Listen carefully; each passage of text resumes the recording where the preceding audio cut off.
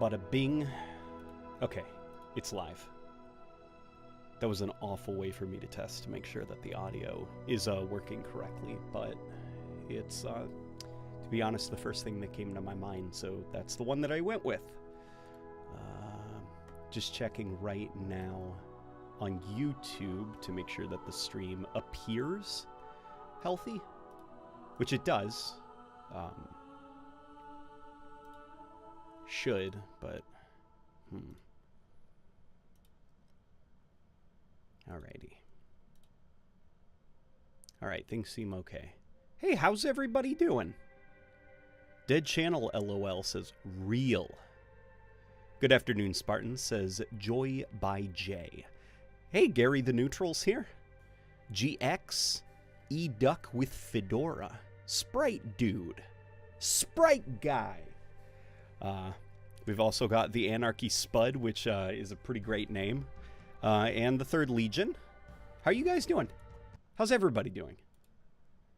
Hopefully you're all doing fantastic. Man, I'm getting caught up on the like ridiculous insanity of the Xbox news recently. Yeah, so Xbox shut down. They shut down the Hi-Fi Rush guys. And the guys who made Prey 2017 and Redfall. But, okay, I have not gotten a chance to play Halo in quite a while, actually. Things have been kind of busy here. I haven't gotten a chance really to check out the whole exchange and stuff. What are people thinking about it? Okay, yeah, this is, I mean, yeah, you know, it's a lot of these Spartan points, which, you know, you can throw into the exchange. Not a lot of actual rewards, but to be honest, I think I'm okay with that, because the outside of maybe like the grunt one, none of the operations have been great. The cosmetics in them, even like the theming and aesthetic of them, none of them have been very compelling. Maybe the Spirit of Fire one, but so I guess just like having the ability to just buy what I want from the exchange, that's a little bit more appealing. What's not appealing is the prices on them. Some of them are pretty ridiculous, but yeah. So this is what they've got so far. I assume this will get expanded over time, or is this kind of like what you see is what you get as far as the exchange goes? Because I know with MCC they haven't actually like updated it in a while, and unfortunately none of these cosmetics here are that appealing to me. I mean, the Chief is great. I stand by that being an alright purchase. The War Chieftain stuff looks really cool. It's just not what I prefer my Spartans looking like, I guess. Okay, winning matches, we can definitely do that. Oh, this is the refresh for Big Team Heavies, right? Ugh, excuse me. Dead in the Water update. Yeah, okay, let's this is old coffee. I'm gonna drink it though.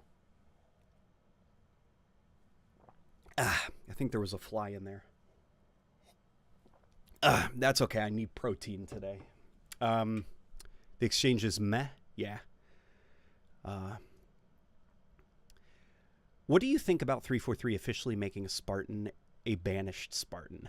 I mean, they've made a Spartan a flood Spartan. They've made a grunt Spartan. It's gonna be, I guess, like, you know, like the fractures stuff, like that like high auxiliary Grand Commander Sloan or whatever, like that. You're never gonna see that in a game. So it's like, it may be canon, but it's not a canon thing that will have any meaningful impact. So if a tree falls in the forest and there's nobody to hear the tree, did it actually make a noise? I guess. I'm just kind of like, whatever, you know? That's my take, at least, on the brute Spartan, or on the banished Spartan. I'm like, well, I'm never going to see it in game. So It's like it doesn't exist anyways.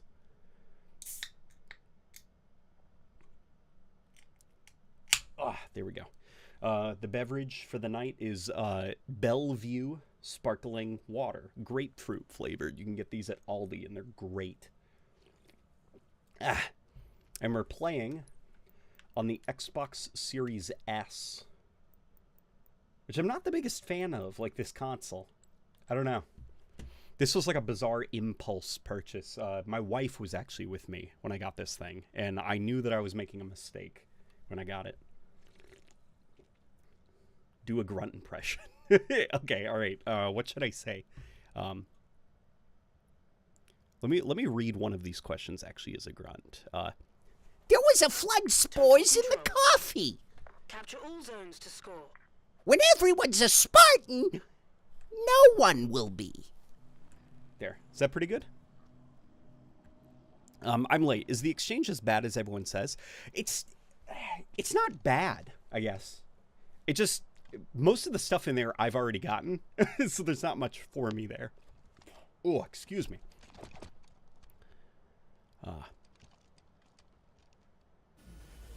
Do you think there's even a smidgeling of a chance we'll see Halo during the Xbox event? No.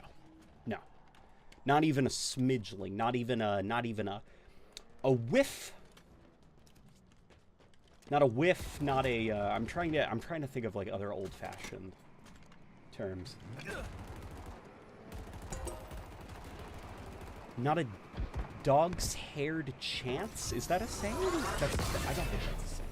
Why is my sensitivity crazy? My sensitivity is like wildly overtuned for something. Maybe I'm just not used to it. Okay. There we go. Okay, and then let's also... Oh yeah, they added an aim assist toggle, which that's the first time to my knowledge Halo has ever had an aim assist toggle.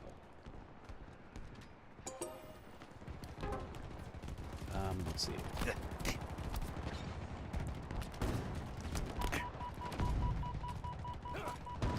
Late night, do you think, do you have the Covenant Frontline skin, and do you think it'll be Covenant Frontlines? Off the top of my head, I don't know what that is. I pursue the skins, I guess, that I'm, like, kind of interested in. So, like, I guess, like, the more polished, like, super sleek... So my wife, she's the one who loves the color and the flair. I'm the guy... I'm, like, the geek, the nerd. So I really like the super Halo-y, Spartan-y, like... I don't like my Spartan to look not very Spartan-y, whereas she is on the other side of things, where she loves the flowers and, like, the cute stuff. They'd named the next game Spartan Halo Evolved if they could press X to pick up a Spartan rifle or Spartan pistol. Loan Me a Smile has been a member for 29 months. Wow.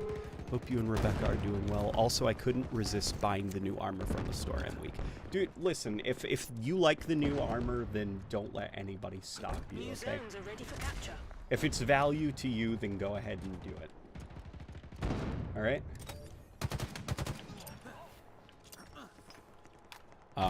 But I appreciate actually asking about Rebecca and I, because, you know, things are tough over here. And she appreciates the fuss. Man, I've been playing too much Fallout lately, to be honest. I wonder why. It's like there was a show or something that was released. Does your wife play Halo? Oh yeah. Oh yeah. Oh yeah, she plays Halo. Oh my god, Loan Me a Smile just gifted 5 memberships. So we've got Joy by J, G6585, Diamond Levi, Plazing, Austin Smith. Those are the 5 people who were gifted memberships. So you guys, if you check, you should now have access to some amazing emotes. Emojis? Yeah, emojis. This isn't Fortnite. That my wife created, such as Craig. I think there's me on a ghost. I can't remember if that's there, but yeah, either Go to town. Go to town. They're yours. You have access to them. Unfettered access. Oof. Yeah, it's very tempting to buy stuff. You got to be strong, boys. This is my approach. If you are in the market for being strong on microtransaction purchases, think about... So, Halo Infinite is not to quote the Harbinger, "You are not the future," which is ironic because Halo Infinite is not the future. For all intents and purposes, 343 and Microsoft are moving on to a new Halo game. Halo Infinite, what we see right now is what we get. There isn't going to be anything too substantial going forward, I think. Maybe like that, the match composer that they promised. We'll probably get that, but we're not going to get anything else, you know? You're not going to get like a massive sandbox edition. Everybody's geared up to work on the next big Halo game. Unfortunately, Halo Infinite was, you know, a miss. Regardless of if we like it or not, it failed to meet its targets, so right now the studio is focusing on the next Halo game. So when you look at the new microtransactions that are really... Oh no. Hey, baby. Oh, hang on, the Shih Tzu's reverse sneezing. It's okay.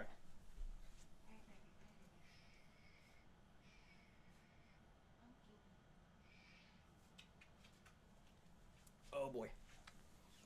Have you... Oh, baby, it's okay, it's okay. There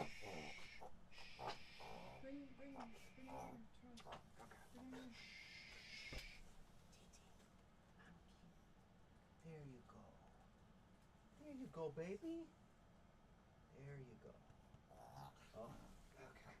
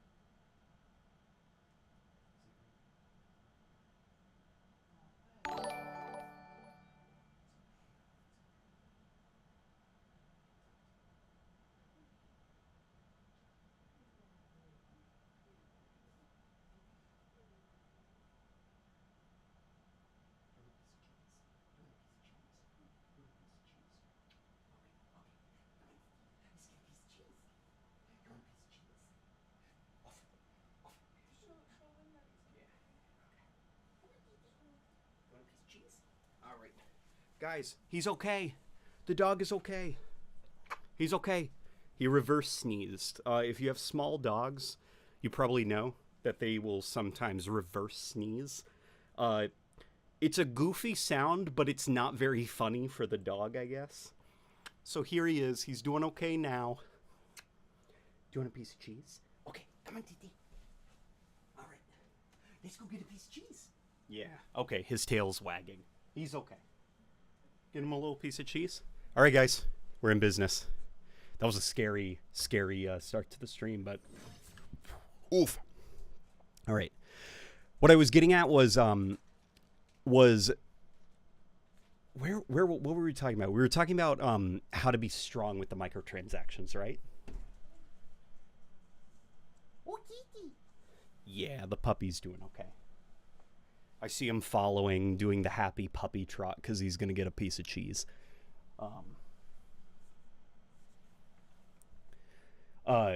So if you want to be strong with microtransactions, like Halo Infinite is on its last legs. There will be another Halo game, maybe in the next 5 years. Whatever money right now that you spend on Halo Infinite, it's pointless, I guess. it won't matter. The game is just kind of like in this weird survival mode now where it's going to be living off of forge creations mostly and selling cosmetics. Now, 343 won't tell you that the game is like, you know, that the game is dead. Like, they're not going to tell you, like, hey, guys, we're kind of... They're just going to kind of keep this weird, like, hopeful attitude where it's like, yeah, content updates. We're adding new content to the game, but it's in sustain mode, I guess, or support mode. Not much is going to change. So, if you're going to buy something from the shop, remember that this game will not last, you know?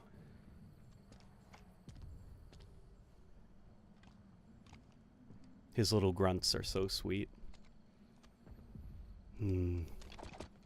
Yeah.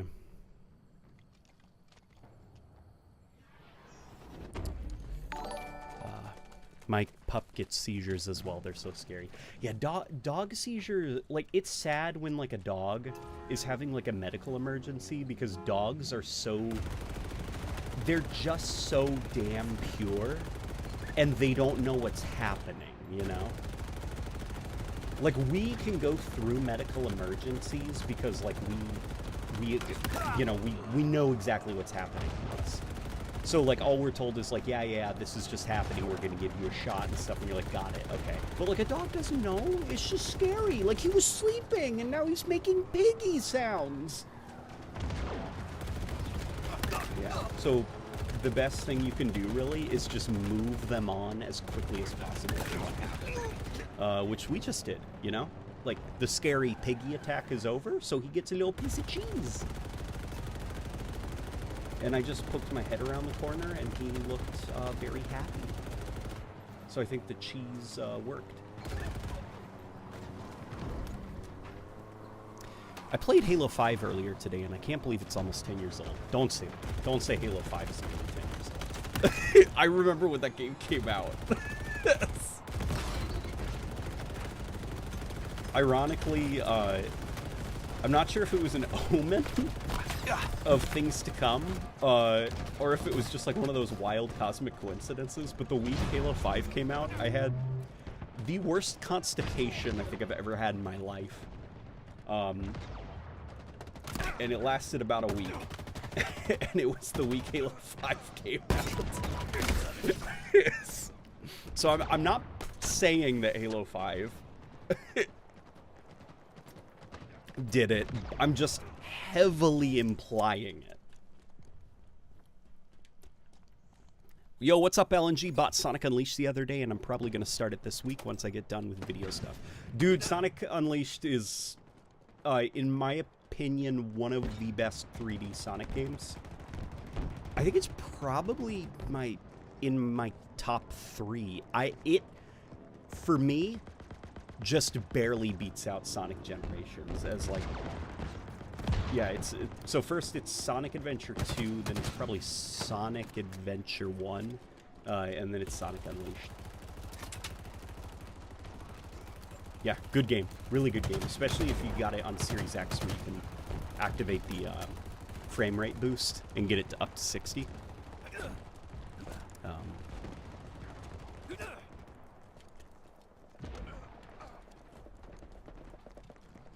I don't blame people for buying cosmetics. They're cool, unfortunately.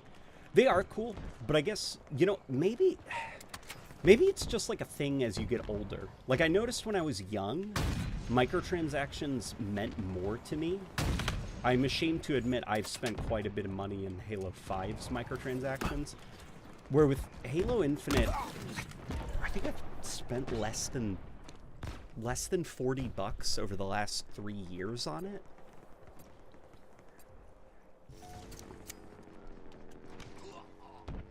And that's just because, like, you know, all these cosmetics and stuff, it's like, I don't know.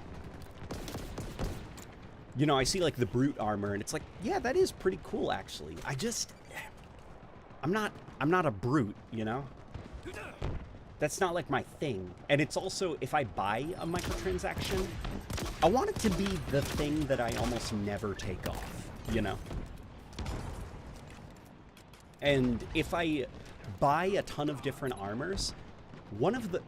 It's a lesson I learned with Halo 5 because there are a lot of those rec packs that I bought. There were things in those rec packs that I never used, ever. And it's just like, well, that was kind of money down the drain, wasn't that? You know, and then even with Call of Duty Advanced Warfare, that was another one. You know, buying, I think I spent like $20 in Advanced Warfare back in 2014. And again, it's like, it's a lot of stuff I never ended up using. So it was just kind of like junk, I guess. And now with Halo Infinite, you know, I look at like the brute armor and it's like, is that really who I am and what I like my Spartans looking like? Probably not, actually. Now, the Master Chief, the Combat Evolved Master Chief, that's nostalgia, and that does actually speak to me. And I do like Combat Evolved Master Chief quite a lot. So that is one that I felt very okay with buying. If there was ever Halo 3 nostalgia stuff, yeah, I'd probably buy that. Just because that holds a lot of, like, weight and a lot of memories to me. But stuff, I guess, that I've, like, never seen before, like a Brute Spartan, I'm like, I don't have an attachment to a Brute Spartan, you know? So I guess I don't see the point. Same with, like, the, during the Spirit of Fire event. Like, that is so cool that there was a Spirit of Fire event, but when I open up the store and I look at the cosmetics, I didn't see any of those Spartans in Halo Wars. None of the Spartans in Halo Wars looked like that. They looked like, you know, the guy that you got for free with the Battle Pass. So I'm just sticking with that guy. I don't need the other things. I don't know what those are. I've never seen them before. That's at least how I see it, you know?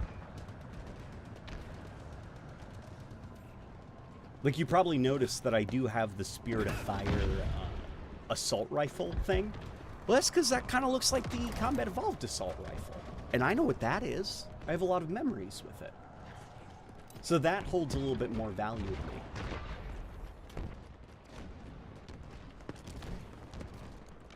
There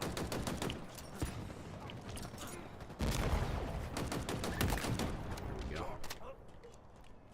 I think you're just describing personal preference. Yeah. I think that is what I'm ultimately describing. It's just personal preference. This is how the game should have been released. Yes, it should have been released. People defended the show not being canon or one-to-one, and it doesn't need to be, but seeing all these shows one-to-one or canon, they are great. Man. Oh, like Fallout? Yeah, dude. I watched the first 2 or 3 episodes of the Fallout show, and it was an amazing trip down memory lane from when Fallout 3 came out, just like the nostalgia. And, you know, even the nostalgia for, like, Fallout 4, you know, that game's getting up there in age. But it did sting a little bit, I guess, to see such attention to detail with not just, like, sets, the story, even, like, the designs and the sounds. Like, seeing somebody use a stim pack and they use the exact sound asset from the games. And then I think of, like, Halo, the show, and it's like someone overcharges a plasma pistol right, like, it's the hero shot. You know, the actor runs up to the camera and overcharges the plasma pistol right there. And they don't use the plasma pistol sound. They use, like, this weird generic sci-fi, just like... And it's just like, come on, guys. Like, you can't just use the energy shield and that's it. I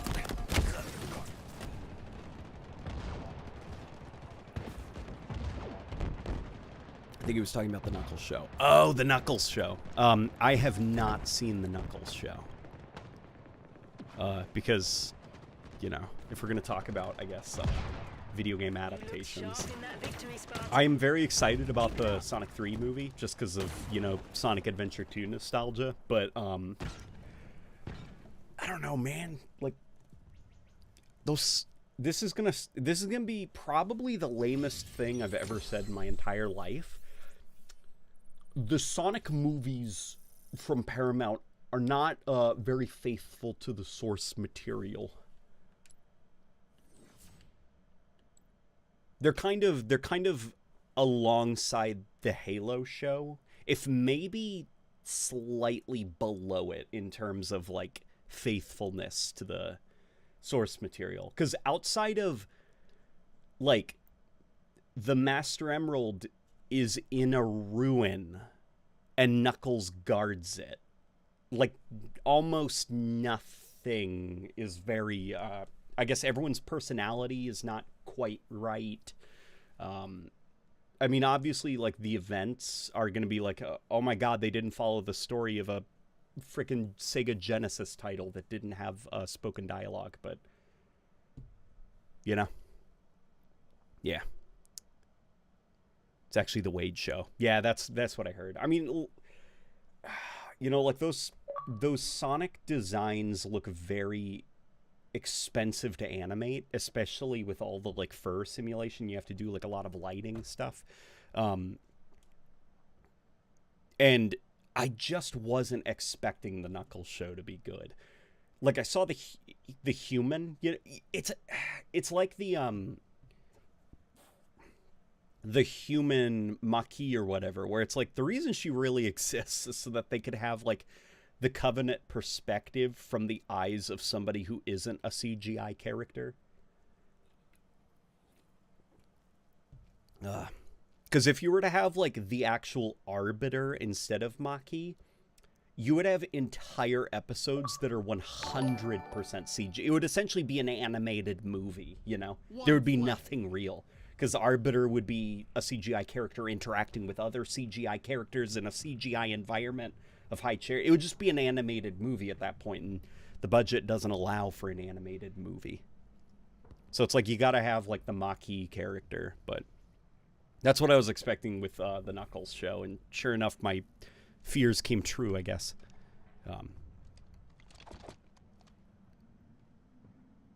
Knuckles show is definitely for younger audiences. Try not to think about it and have a good time. Yeah, that's ultimately it. Is me as a 27-year-old man, Sonic is not aimed at men in their late 20s to early 30s. It is aimed at tiny babies. So I'm not going to be too upset about like the Sonic movies or like the Knuckles show having like fart, poop humor and like Sonic dabbing or like flossing and stuff, because it's for the kids.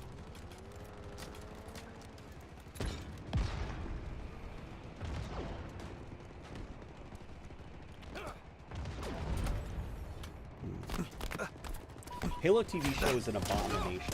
No, I've watched abominations to television, and the Halo show is not an abomination. Let's be very clear, because the problem is if we hyperbolize stuff like that, it will rob the ability to criticize actual abominations, like things that are borderline unwatchable. You know?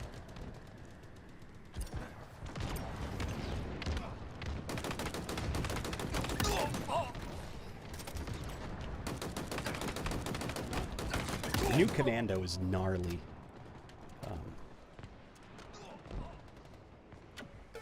I feel the Sonic movies are very faithful.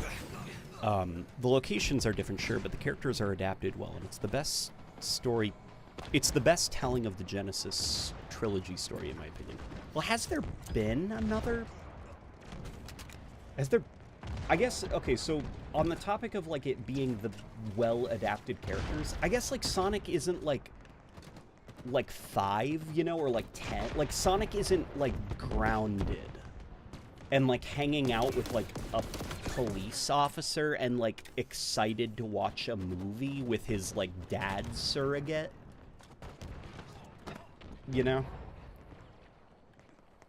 I guess, like, that's just, you know, you think of, like, Sonic Adventure, and I guess the way that, like, Sonic's story opens, and it's like, he doesn't come across as, like, the kind of guy who would live in somebody's attic and be okay with being grounded. You know?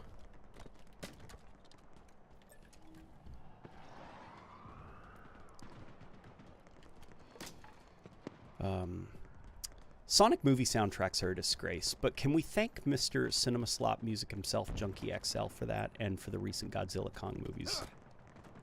Sonic movie soundtracks are a disgrace, but we can... Junkie XL for that, and for the recent... What's going on with the recent Godzilla and Kong movies? Do they also have kind of, like, junky soundtracks, I guess?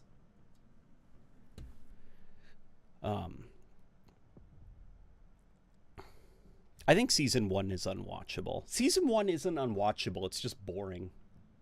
It's just boring. That's the worst thing I can say about the Halo show. What is genuinely unwatchable, I think, in the Halo show, where it's like, oh my god, this is very bad, is the sex scene. That was bad, poorly thought up, and everyone should have vetoed that. Or it's like, what makes it very bad is that the people who made that show are creative and are capable of doing things that I cannot do yet. You know, like they organized, budgeted, and filmed an entire television show. They're clearly talented, so they should have known better. And that's what makes it frustrating, is like, what you guys did is impressive, that you organized all of this, and that's why it makes no sense that you did it like this, because you should have known better.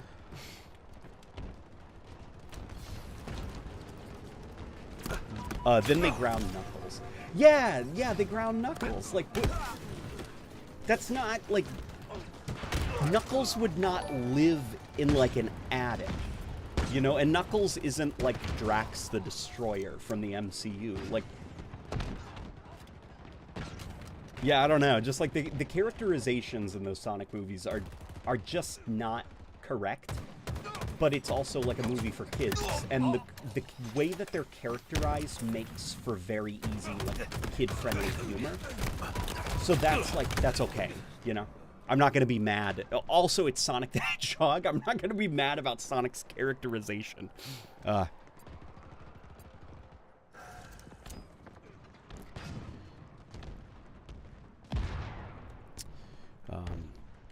was curious, would Rebecca and you ever play Destiny 2 together? I know you've kind of given up on it, but I think it would be neat to play it with you and her, since every DLC season is free currently. Is it free temporarily or free permanently? Because if it's free permanently, then Rebecca and I will probably have to, like, hop on our accounts and, you know, grab the free DLCs. Just because who knows what'll happen in the future. It saddens me that Halo isn't as popular as we think it all should be, especially Forge and custom games. They're so slept on, and I really believe that the outside gamer just doesn't know. Well, the outside gamer doesn't know. That's the problem, you know. Halo Infinite, it releases unfinished. Everyone plays it and is like, oh, this is kind of shallow, and then they clock out and go back to their other games that have a lot of content because they've been built upon for years and years. And all that's left, ultimately, and this is the same thing that, you know, happened to Halo 5, all that's left are Halo fans playing Halo. And so, eventually, Forge, Firefight, all these things are catching in. Not that, you know, Firefight, oh my god, everyone's gonna drop Fortnite so they can come play Halo Firefight. A 4-player horde mode. No. But a lot of these really fun custom games, the Forge mode and stuff, all these features are only appreciated by Halo fans because 343 consistently now releases their Halo games unfinished and kind of misses that core audience at release.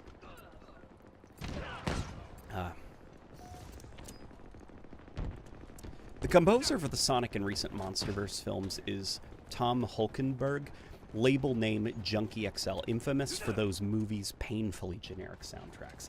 Is that why the Sonic movie...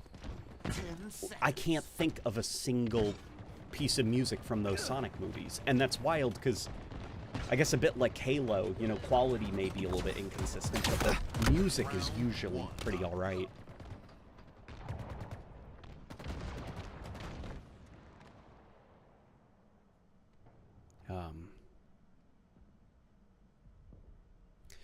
If I'm being completely honest, as a lover of both Destiny and Halo, Bungie has been really cooking with Destiny 2 lately, and it's been really nice. Yeah, I've heard the Destiny fans are really enjoying, I guess, Into the Light. I think, unfortunately, as far as the story goes, Destiny, I think, is permanently lost to me now. Just because the story veered off into a weird direction that I don't think it was building towards, and I don't like now. I kind of prefer the, what the hell is going on? This thing's stuck. I don't like the Witness. I don't like the idea of the darkness and light actually being like these just forces that don't have a sentience of their own. And the Witness is just a guy that wants the Traveler. I kind of prefer the conflict between the light and the dark. I don't think any of Destiny's characters are particularly compelling. I think what was always more compelling was the focus on the more cosmic concepts. So Destiny moving away from cosmic concepts and starting to turn it into like a, here's the new season. We're focusing on this character and their personal problems. It just kind of feels like a soap opera with shallow characters. And it's like, this isn't Season of the Drifter, Season of the Drifter was really cool. Because of the focus on the Nine and all of that. Same with Season of Arrivals and stuff like that. Now it just feels kind of like, I don't know, Anna Bray complaining about her dad. Or Crow being sad, or mad, or Marasov being mad, or sad, or everybody arguing, or secretly being each other's lover, or brother, or father, or sister, or whatever, and it's like, this isn't good storytelling. This isn't very compelling.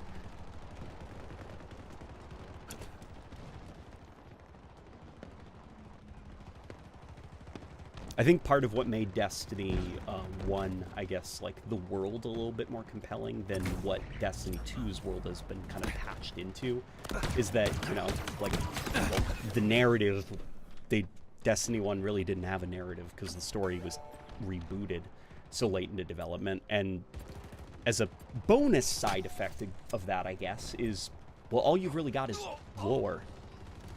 And Bungie has some pretty great writers that work for them. So all they did was a lot of world building, a lot of really interesting backstory, a lot of really interesting concepts to explore, not a lot of characters, and I think that actually worked for the best, because now that the series has become very character focused, I just don't think it's that good,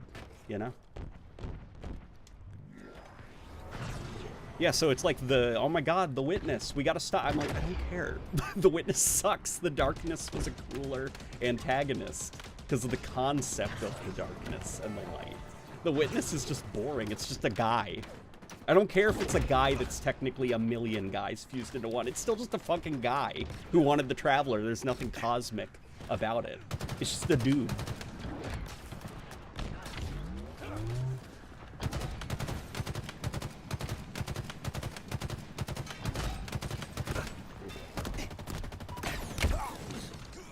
He utterly refuses to use the classic tracks from either franchise, seeing them as not being cinematically workable. Has he said this? Again, this includes Godzilla.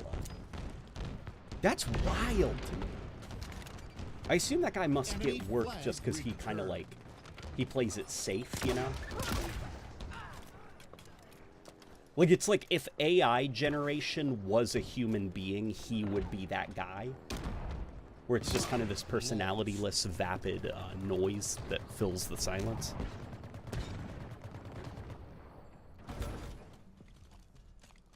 The soap opera lovers are feasting on Destiny 2 right now. What other soap opera lovers are feasting? My wife and I have been watching K-dramas during this trying time. And you know what? The Koreans know how to make really good soap operas. There's one on Netflix called My Demon, which, that was pretty good. I'm not gonna lie. That was a good watch.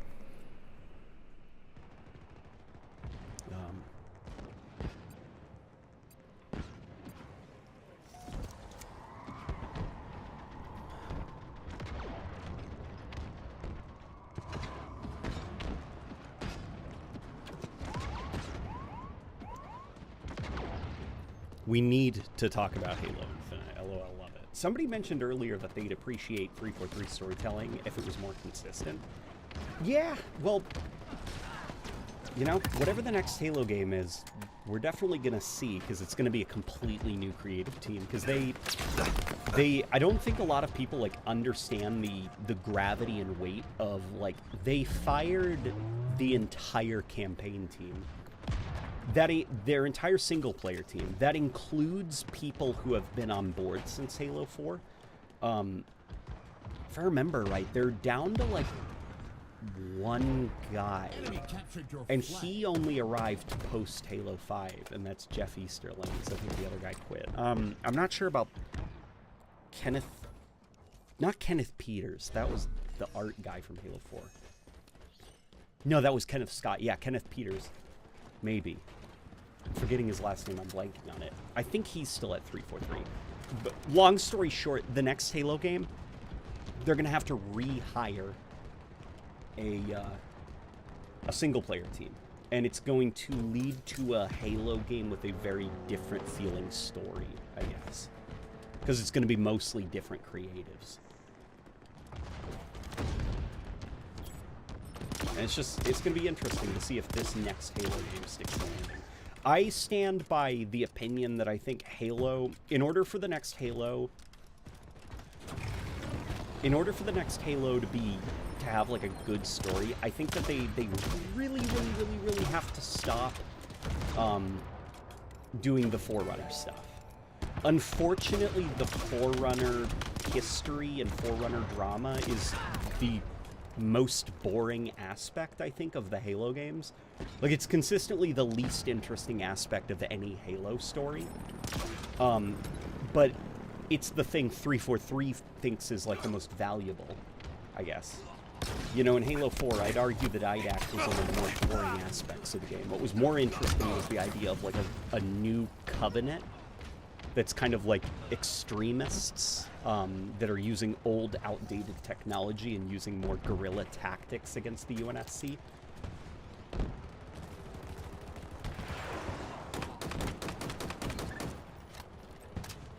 And then with Halo 5, again, like the more interesting stuff was the Sang Helios stuff, but the story wasn't about Sang Helios, it was about Cortana's back and Genesis and the Domain and with Halo Infinite, you know, the interesting thing was, well, the Banished, they control Zeta Halo. What's going on there? What's happening, you know? But instead it's like, the Endless, the Forerunners lied again!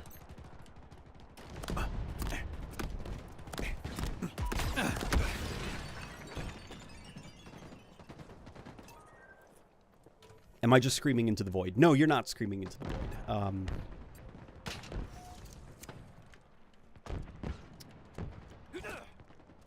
Next Halo game should be set during the Human Covenant War. It wouldn't be a bad idea, actually, to kind of, like, slow down a little bit and start, you know, like, I think the Human Covenant War benefits quite a bit from there being decades of history to it. So you could, like, any kind of battle you want. You could have it. Any setting, you know, in the Human Covenant War. Whereas the Banished War, the problem with it is it's only lasted for about a year? And I think there's maybe one or two battles that are important. So you don't have, like, that, you know, I think of, like, the beginning of Halo Infinite, where it's like, the pilot says something, he's like, how are we gonna stop them? And Chief's like, there's still hope. And it's like, it just started, man. Like, this fight. I don't know. I guess, like, that comes off as, like, a line that you'd say after decades of conflict and you slowly being pushed back against the wall, you know? Funny you say that. His own take on a Godzilla theme sounds like a bootleg AI-generated version of Ifukubi? Oh, no. Oh, no, that's a... 10 seconds. That is a last name. I am comically bad at pronouncing last names. B's OG theme. It's literally all those wrong notes you played made it sound more original. Oh god, did he take like the original Godzilla theme and like modernize it? Adapt it for modern audiences. Give it a bit more cinematic weight, which just made it sound boring. You can pay off the battle pass, so you can buy Spartan points, so why not just give us credits at this point? This game is making me mad, angry, and sad. I mean, man. Just don't worry about it, okay?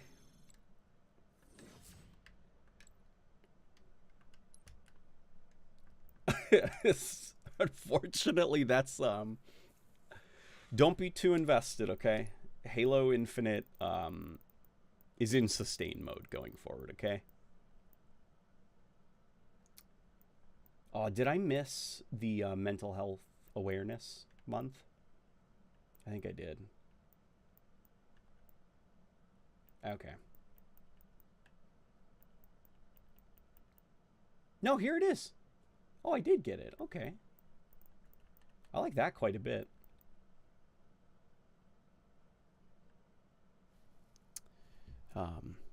I mean, I'm not going to wear it because it's not something a Spartan would wear in a Halo campaign. But I appreciate that more people are, you know, making sure that, like, hey, I'm poking you, you know, remember to take care of yourself. I do like those little reminders. Oh, I don't think I can equip anything because it was loading.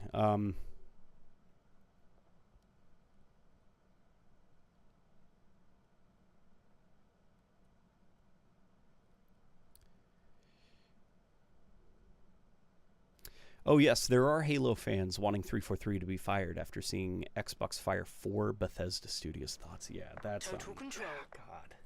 Capture all zones to score. So I told my wife today. I was like, "Oh yeah, they fired the high." So I, man, this is I'm probably gonna be ripped apart. I tried Hi-Fi Rush twice.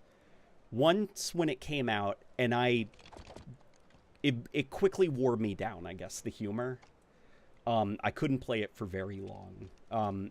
I tried it again recently, and I still, unfortunately, like the game. I appreciate it, but it's just not for me. You know, I just want to mute my TV. But it's like probably Xbox's best released game that's not a Forza game. You know, like their best reviewed game, I guess. And so it's weird that, like, Xbox... I assume that the sales weren't great, right?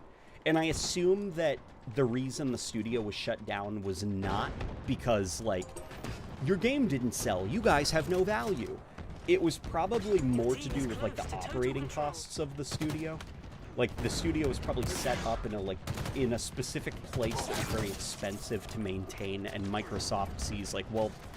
The Evil Within 2 didn't sell very well. Neither did Hi-Fi Rush.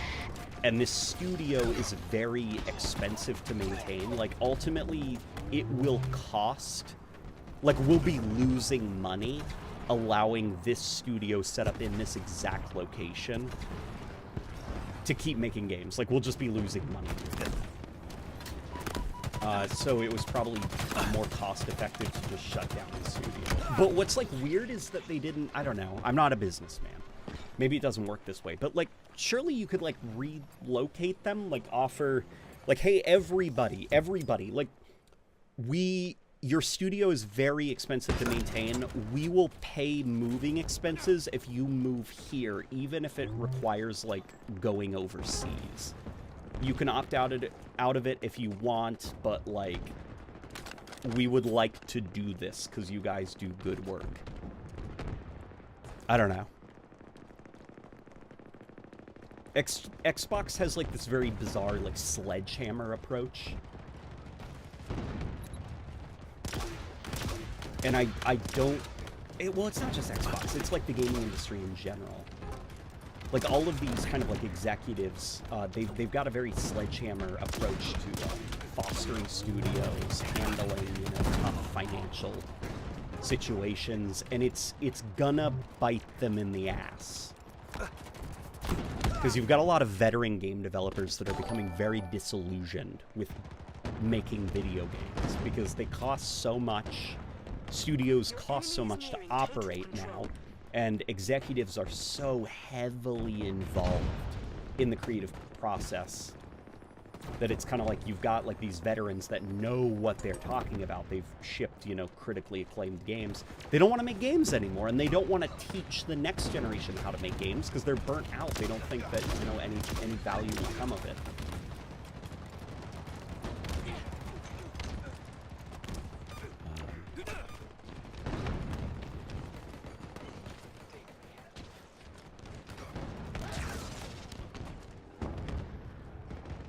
Yeah. It's the COVID effect. Microsoft overreached buying everything. I don't even think it's the COVID effect. I think it's just where gaming was going. You know, you can't have infinite growth infinitely. There's a finite amount of currency on planet Earth and a finite amount of gamers that will give currency. Your enemy is nearing total control. And there will be periods where people buy less video games and periods where people buy more video games. So it's like building your business on the idea of like every single year we will make more money than the last. Instead of, I guess, like, I don't know. I know it's not that easy when you're a publicly traded company because you have investors that you really want to please, but I guess maybe I just hate the idea of publicly traded companies. I wish more companies were kind of like private, you know, because then you wouldn't have like kind of that gun at the back of your head to make a number go up infinitely forever. Like, just find like a number where it's like, and we are making this amount of money a year. And it's okay if we make a little bit less next year. Let's just make sure we're always hitting this little line. Late night, did you hear about Black Ops 6? Is that what they're calling it? Or is it still like Call of Duty Black Ops Gulf War? Something like that. That's wild if they're going to call it Black Ops 6, because there wasn't a Black Ops 5 yet.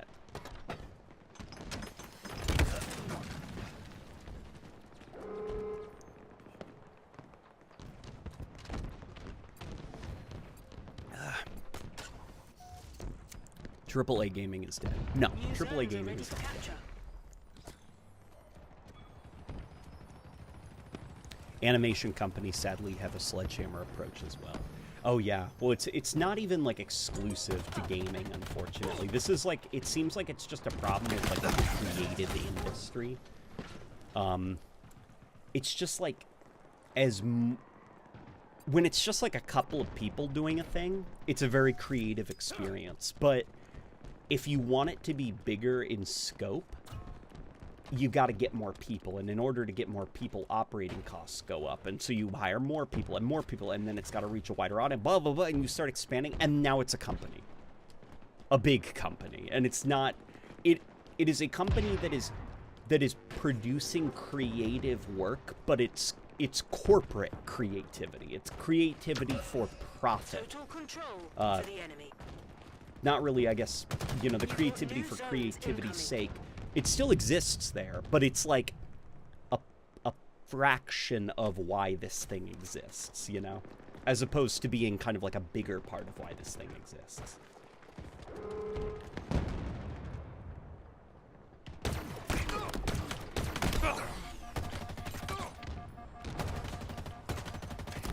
Zones are ready for capture.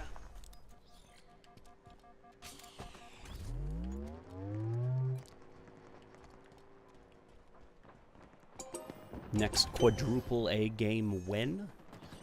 Oh god. You got new zones incoming.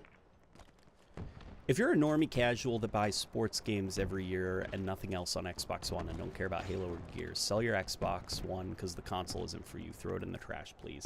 Well, I'd say if you're the guy who owns an Xbox One and all you buy are sports games and not Halo, then I'd say it sounds like the Xbox is serving you well, you know? Because it's offering exactly what you want. You maybe are not interested in Gears of War or Halo, but if you like those yearly sports releases, well, the Xbox One will play them, and they're released on it, so, you know, have at it, Haas.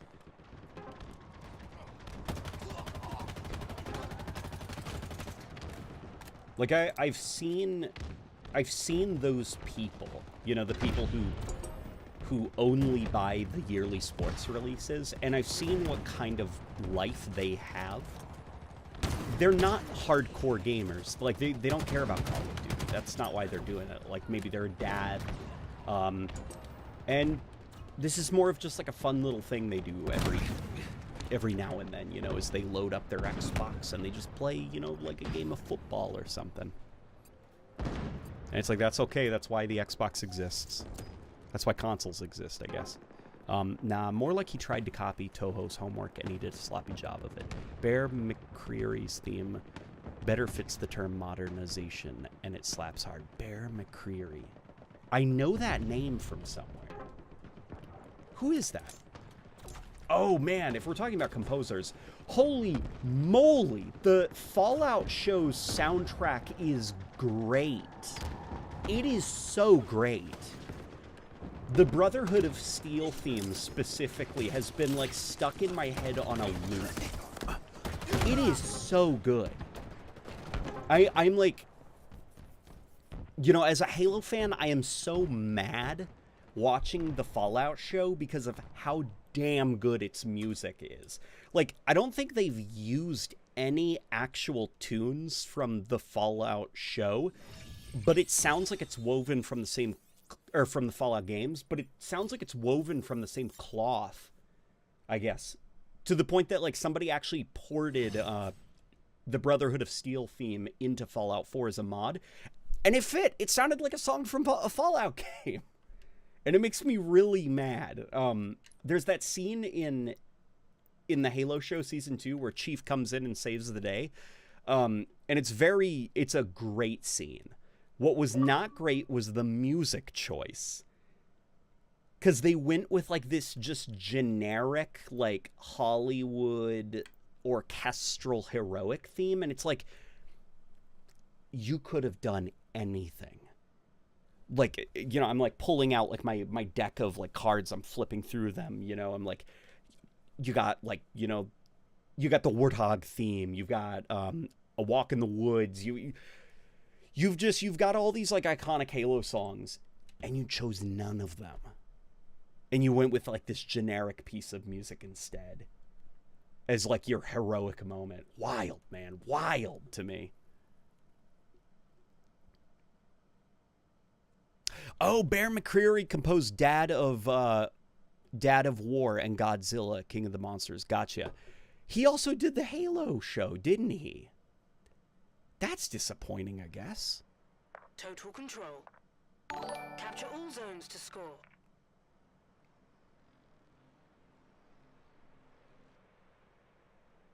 I can't believe Halo keeps getting put in the hands of those who don't want to make Halo. That's just me. I don't know.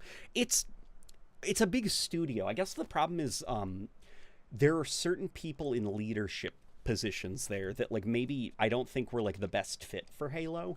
And it kind of sucks that I guess nobody took it a little bit more seriously. I mean, Xbox in general seems to have, like, a troubled history with the Halo franchise. But, like, as an example, this is something, I had this conversation maybe, like, a month ago. Just because I was talking with this fella, this friend, this individual, because they were very high up the food chain on Halo Infinite and 343, extremely high up there, and they were one of the, you know, like, casualties of the firings last year.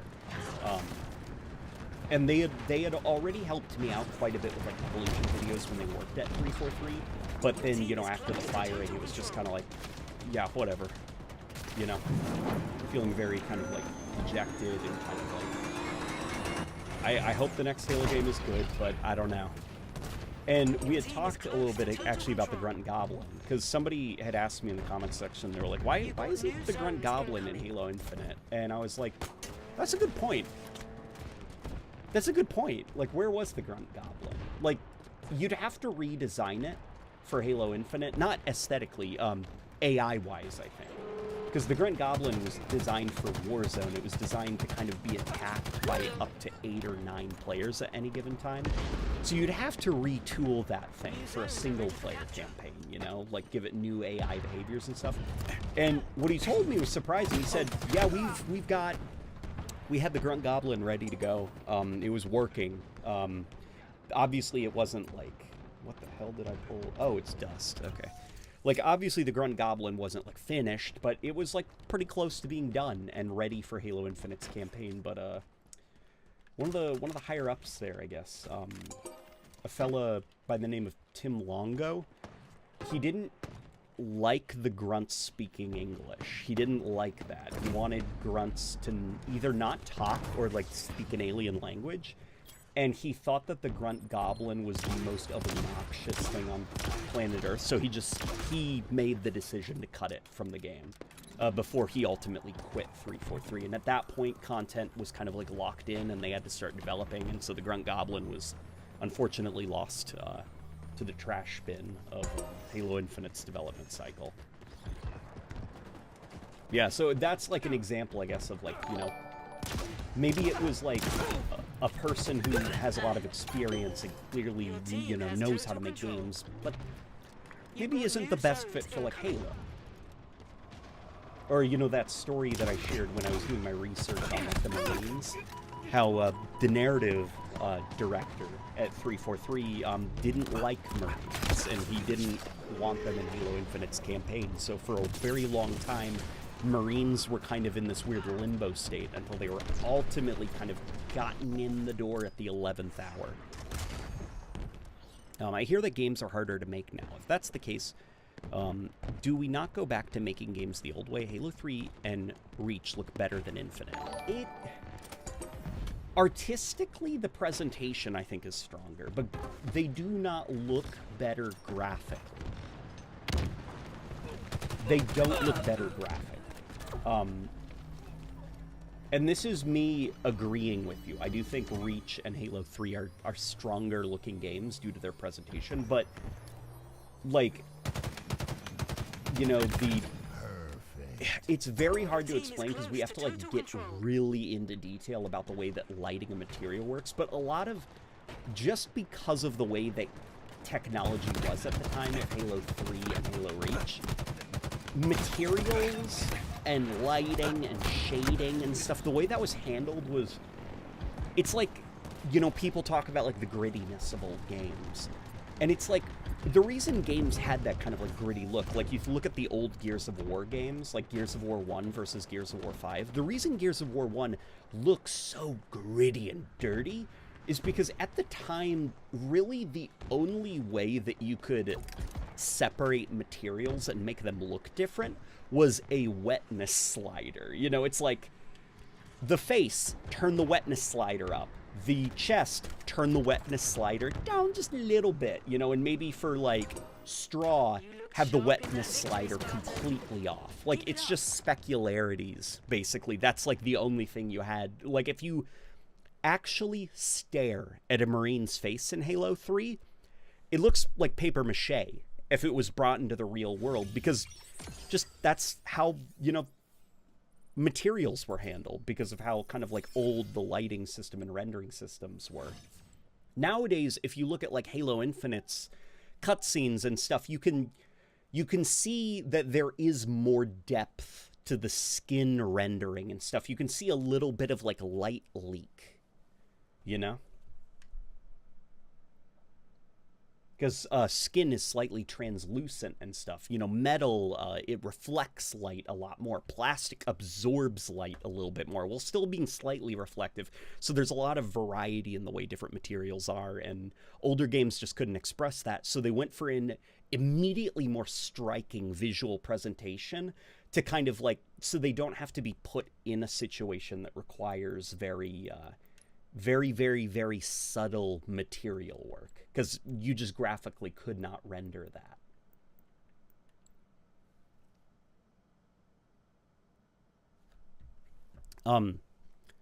if I remember correctly, most of Halo's iconic tracks are tied up in rights concerns with Marty O'Donnell. He's already soundly demonstrated how easy he is to work with.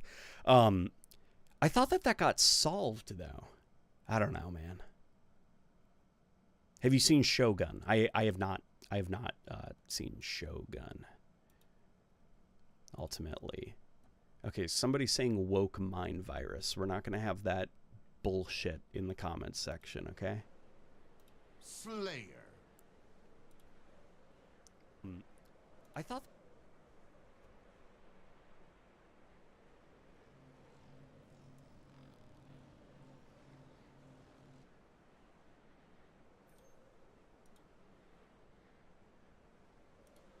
All right.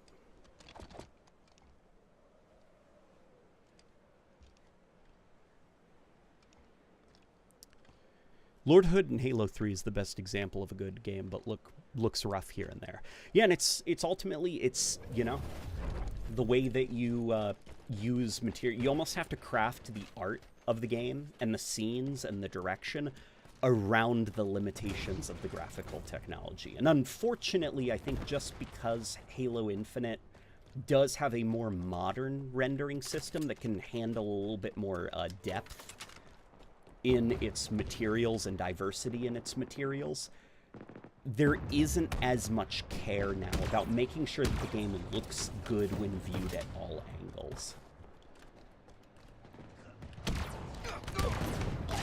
Because the thing is, like, real life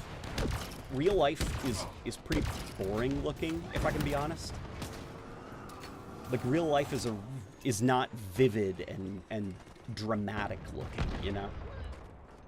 Even like movies, you know, the movies don't look like real life because movies are like, you know, you have lighting specialists, you have post-production color correction, all these things to make real life look more dramatic than it actually is.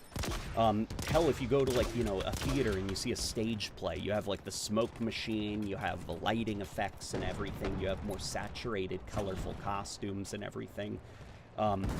And I think just, like, going for this, like, flatly, like, face value, realistic way of handling material, I don't think it's the way to go for Halo, I guess. Here, chat, I'm gonna do something for you guys. You guys are free to agree or disagree with me. I am going to drop this into the chat, and look at this. Seeing these kind of images, this is the original Combat Evolved Elite rendered with more modern materials and stuff like that, you know, like HD textures and everything. It was redone by Abby SV. I'm not sure how you pronounce his name exactly. He does, like, a couple more things as well. Like, he's, I think, retextured almost every weapon in Halo 3, and they all look great. But look at the proportions specifically. This is another thing that I also think doesn't help modern Halo, I guess, look as visually striking. That Elite is a cartoony-looking dude. He looks almost Pixar-like in terms of how just, like, wacky his proportions are. And we'll also go over to... here, let me pull up a human.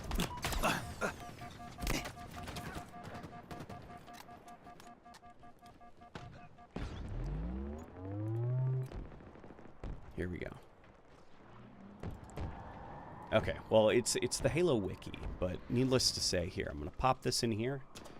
Like, the Marines of the classic Halo games, like, they don't look like people, you know? Like, people don't have proportions like that. They're not, like, that long, and they don't have, you know, like, hands that are that large and stuff. Like, it's very cartoony and exaggerated.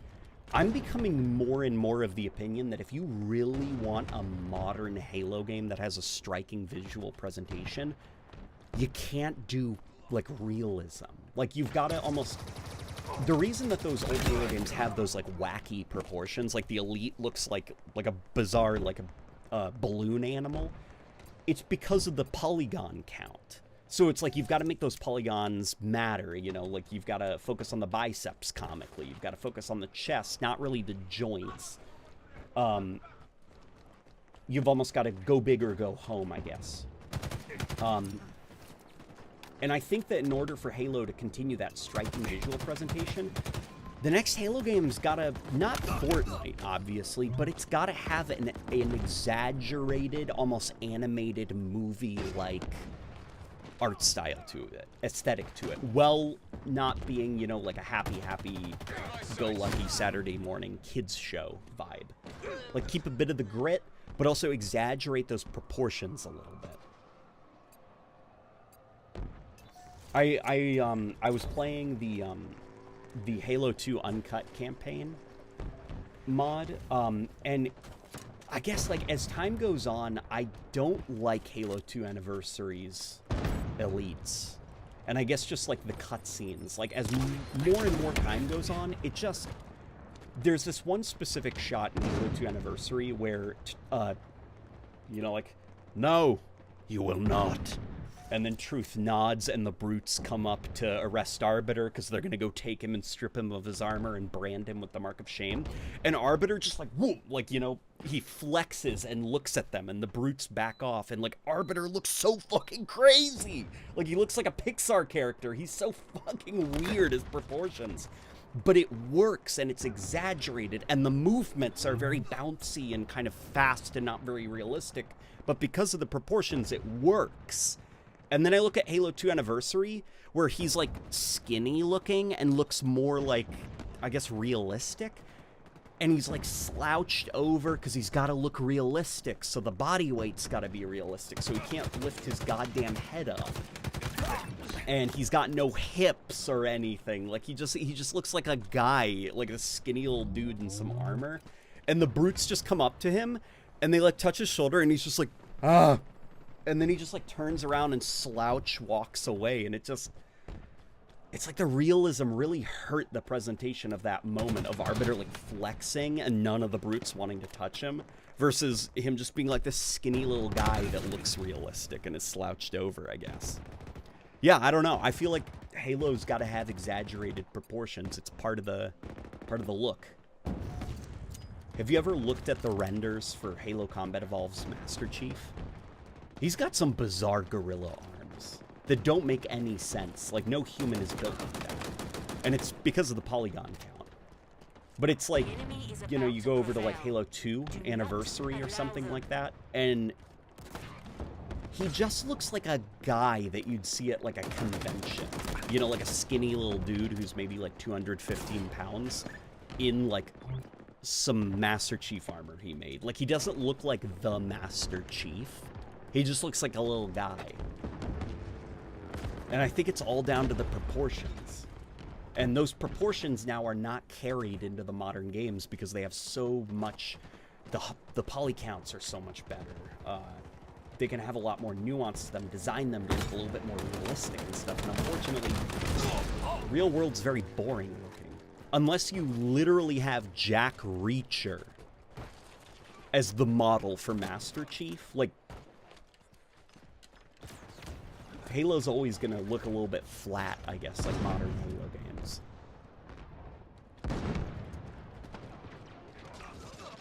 The Halo Infinite Hydra looks so boring. The Halo 5 Hydra is at least stylized. See, I don't agree there. I think the Halo Infinite Hydra is great looking. I think the Halo 5 Hydra... The Infinite Hydra is great. The Halo 5 Hydra looks like a Nerf gun or something. It does not look like a piece of military equipment. Nevertheless, something that belongs in a Halo game. It is like an astonishingly ugly looking sci-fi gun. It's very bad looking.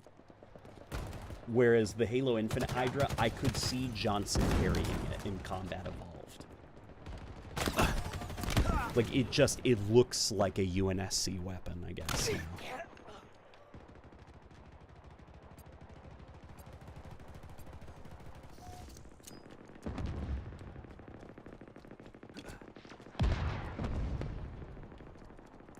I made that point about I made the exact point about the elites, and a whole bunch of people disagreed with me. This may be the downside of doing elites. Hey, man. Maybe one day us YouTubers will make a video about it, and then everyone will decide to change their minds.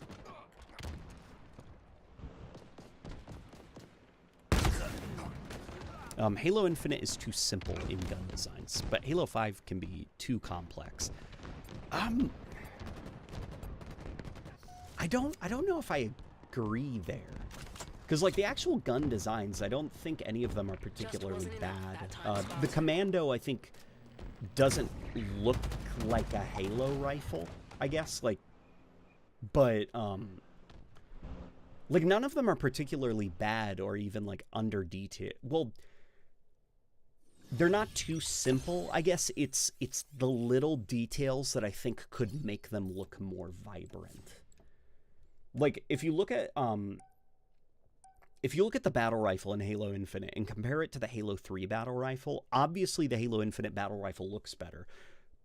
So why does... Or the Halo Infinite battle rifle looks better, so why does the Halo 3 battle rifle still look a little bit more striking? I think it's just the coloration. The coloration as well as just those little red lights, you know? Sometimes it can be as simple as that. And like for the Hydra, put a sci-fi light on the side of it. Just something, you know? The Bulldog, just give it the UNSC shotgun glowing trinium sights. Just do it. It's okay, I promise. That's the thing, I guess, about 343 sometimes, is I think, like, they can definitely get very bogged down in the details, like, you know, during the Reclaimer saga period. And then with Halo Infinite, they can get, you know, a little bit more reserved about the details. But it's like, I guess it's not about, like, the details. It's about what you do with them, what you focus on. And 343, I think they're figuring it out. What are the important things to focus on when it comes to the details? I guess the problem is general audience's expectations for extreme visual fidelity and hyperrealism. You've got imperfect fruit physics, sacrilege. Yeah, there's also that. You know, a lot of people like to say that, like, graphics don't matter or anything like that. No, they do. Otherwise, you get that situation like that. What's that PlayStation game that just came out? The one, it's like another open world game where in feudal Japan. I forgot the name of it. And it's like, it looks pretty good, but it doesn't look amazing. You know, it doesn't look like The Last of Us Part 2, so everyone's losing their minds about it. And it's just like one of those things where I'd hate to be a game developer, man. Because it seems like nobody's happy with anything.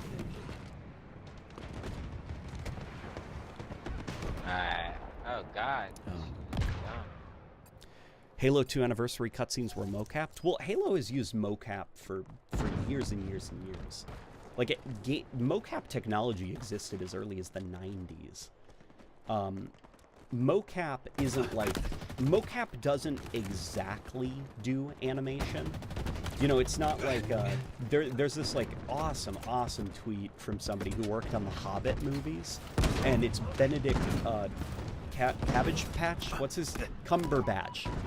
Doing Smog, you know, and they have him fitted up in the mocap, and he's like, I can smell you, hobbits, you know, and like, you know, emoting on pretending to be a dragon. It's like, that's amazing. That's why the animations for the dragon were so good, because of Benedict Cumberbatch. And one of the guys who actually worked on The Hobbit tweeted something about that, and he was like, if only people knew how little help this mocap performance actually was. Because it was us. Like, all that is reference data. We have to animate the creature. And in fact, we could have done it without the mocap stuff. Like, it could have just been Benedict Cumberbatch, like, on all fours, being recorded with an iPhone. He didn't need the silly suit. Now, that's not saying that, you know, the mocap suit didn't help. It obviously did. But, like, basically what I'm trying to get at is, like, it is still a ton of work from the animators themselves to actually take that mocap data and make it look coherent and make it look like an actual performance, you know?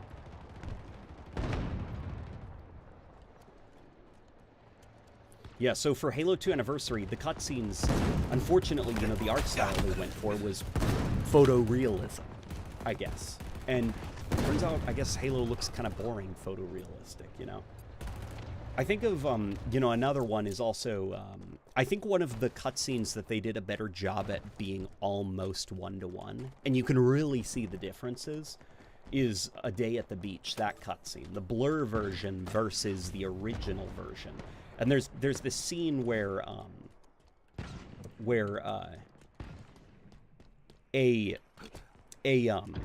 the Jackal sniper falls off the thing and lands in front of these grunts. And one of the grunts, like, leaps into the air and, like, throws his gun up in the air and then and starts, like, running around. And in the Anniversary version, they couldn't do that because it's photorealistic and animals don't move like that in realism. Like, even those grunts have weight to them. So all the grunts could do is just, like, cower a little bit and then, and, like, run off screen. Like, it was a lot less comical.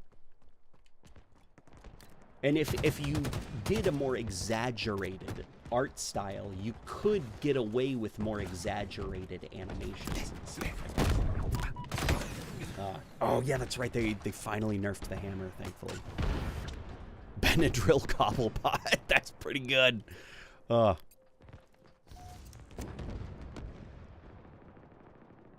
Rowboat Girly Man. Been a fucked counterfeit.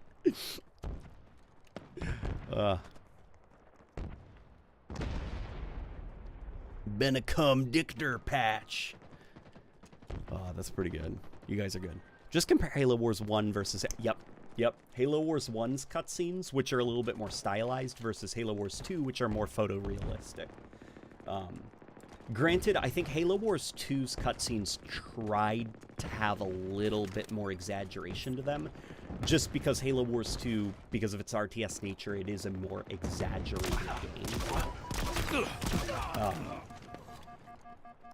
One of the art director for Halo Wars 2, Jeremy Cook, he said something that was pretty funny, where he said, if you ever actually, like, look at the models from Halo Wars 2, ripped from Halo Wars 2, like, everybody's built like an upside down triangle. Because you're supposed to be viewing it from top down.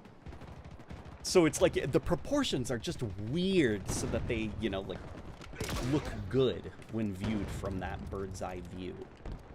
And so because of that, even some of the assets, like, that's why the Halo Wars Spartans, like, they're fucking built like brick shit houses, you know? Like, they've got those crazy shoulders. It's because they're designed to be looked at from the sky. And I think the Halo Wars 2 Spartans and the Halo Wars Spartans, like, those look pretty good. I think they look better than, like, Master Chief in Halo 2 Anniversary, where he just looks like a guy at a comic book convention in a cardboard suit he made.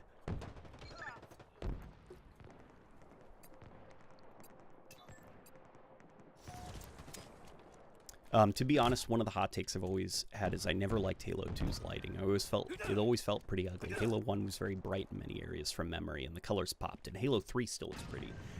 I agree with you. Halo 2, I think the lighting of that game is pretty ugly, especially, like, any area with, like, stoned ruins or rubble. Not necessarily, you know, like, you know, Delta Halo, like, the initial fight. That actually looks pretty good. But I'm talking about, when you're in shaded areas, and those shaded areas are mostly stone, it looks pretty bad. Really bad. Worse than Halo Combat Evolved, I think. And I think that that's unfortunately just because, like, Halo 2's art style was designed around stencil shadows that were ultimately never implemented into the game. Like, if you don't know, if you're, you know, maybe not keyed into this aspect of, like, Halo trivia, originally Halo 2 was supposed to have a lighting engine that was very similar to Doom 3's lighting engine. Like, the super, super sharp black shadows. It was supposed to have that kind of art style. But ultimately, it wouldn't work. It wouldn't work with the kind of game they were making. You know, and I mean, Doom 3 barely worked on the original Xbox. There was a lot of compromising that had to be done. So in order for Halo 2 to kind of have some semblance of, like, scale, you know, and size and spectacle, they had to scrap the lighting engine and go with something that's a lot more primitive. But they couldn't redo the art direction for the game. So Combat Evolved, that game was designed to look that way with that lighting engine. Halo 2 was not. You know, it almost, Halo 2 looks like a game where you turn shadows off. Like you set shadows to off and lighting to low settings, you know, and that's because that is what happened ultimately with Halo 2. I'd freaking love to see somebody, I know that there was somebody who was working on a sort of stencil shadow mod for Halo 2 on the MCC. I don't know where it is right now, but essentially, if I remember right, the workaround that he was doing, because you can't just, like, I'm just going to add a new lighting engine with modules. Like, no, it doesn't work like that. So the workaround, I think that he was doing, at least, was he was manually putting dynamic light sources, like invisible dynamic light sources that generate dynamic shadows, so that the game engine is forced to produce more complicated shadows. And he was like level by level manually placing them in ways that make it so that the AI are casting these really long shadows, and they're casting, you know, pitch black shadows on themselves that look really vivid and striking. But he kind of went MIA, that modder. I don't know what happened to him. Or where the mod is going, you know? Have you seen Ruby's Halo 2 rebalance? I saw the trailer for it, and it looks fantastic. I have not gotten a chance to play it. Has it released yet?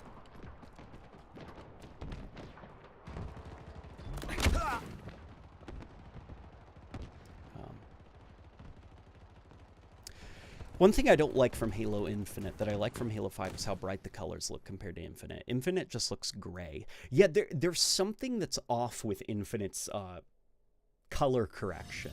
I have a theory on what it is. Because even during the Halo Infinite flights, there was weird stuff going on with the color correction for the game.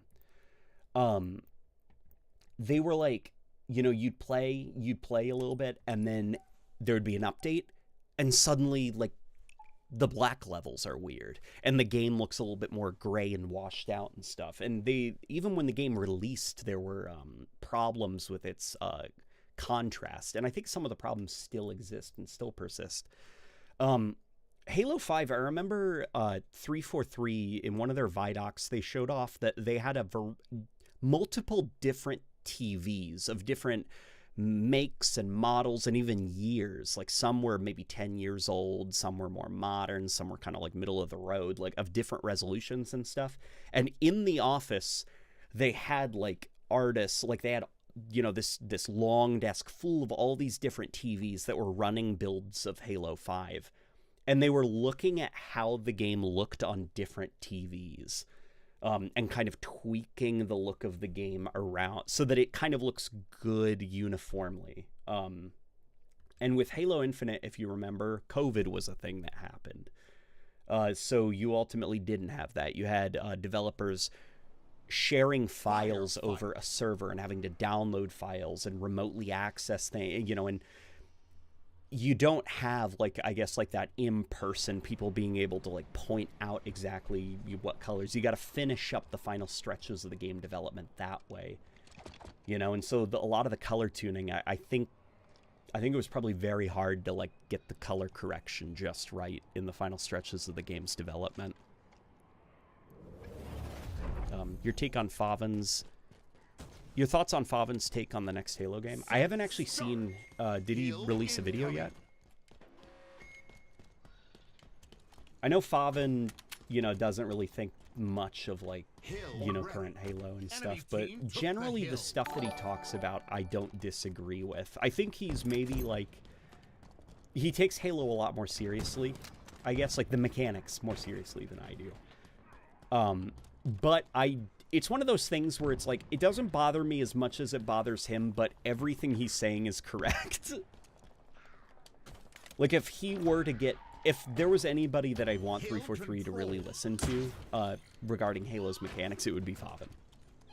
Because I do think he understands quite a bit about, like, the difficulties 343 has faced over their decade-long run on Halo. and how it does, unfortunately, pertain to a lot of their mechanical decisions with each game, and how it, like, unknowingly and unwittingly handicaps them. Double kill. Triple kill.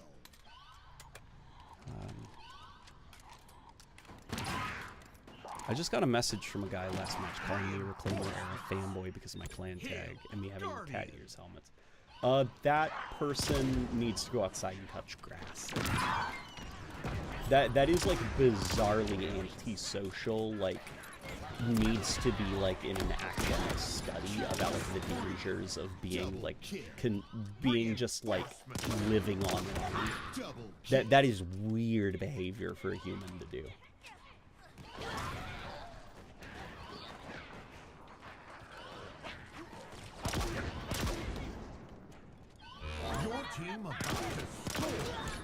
Halo 2 Anniversary's in-game model for Chief looks good in my opinion, especially when it's modded in Halo 3. It looks fine, it just... I don't know. Looks a little bit weird, I guess. I think that classic Chief just looks better.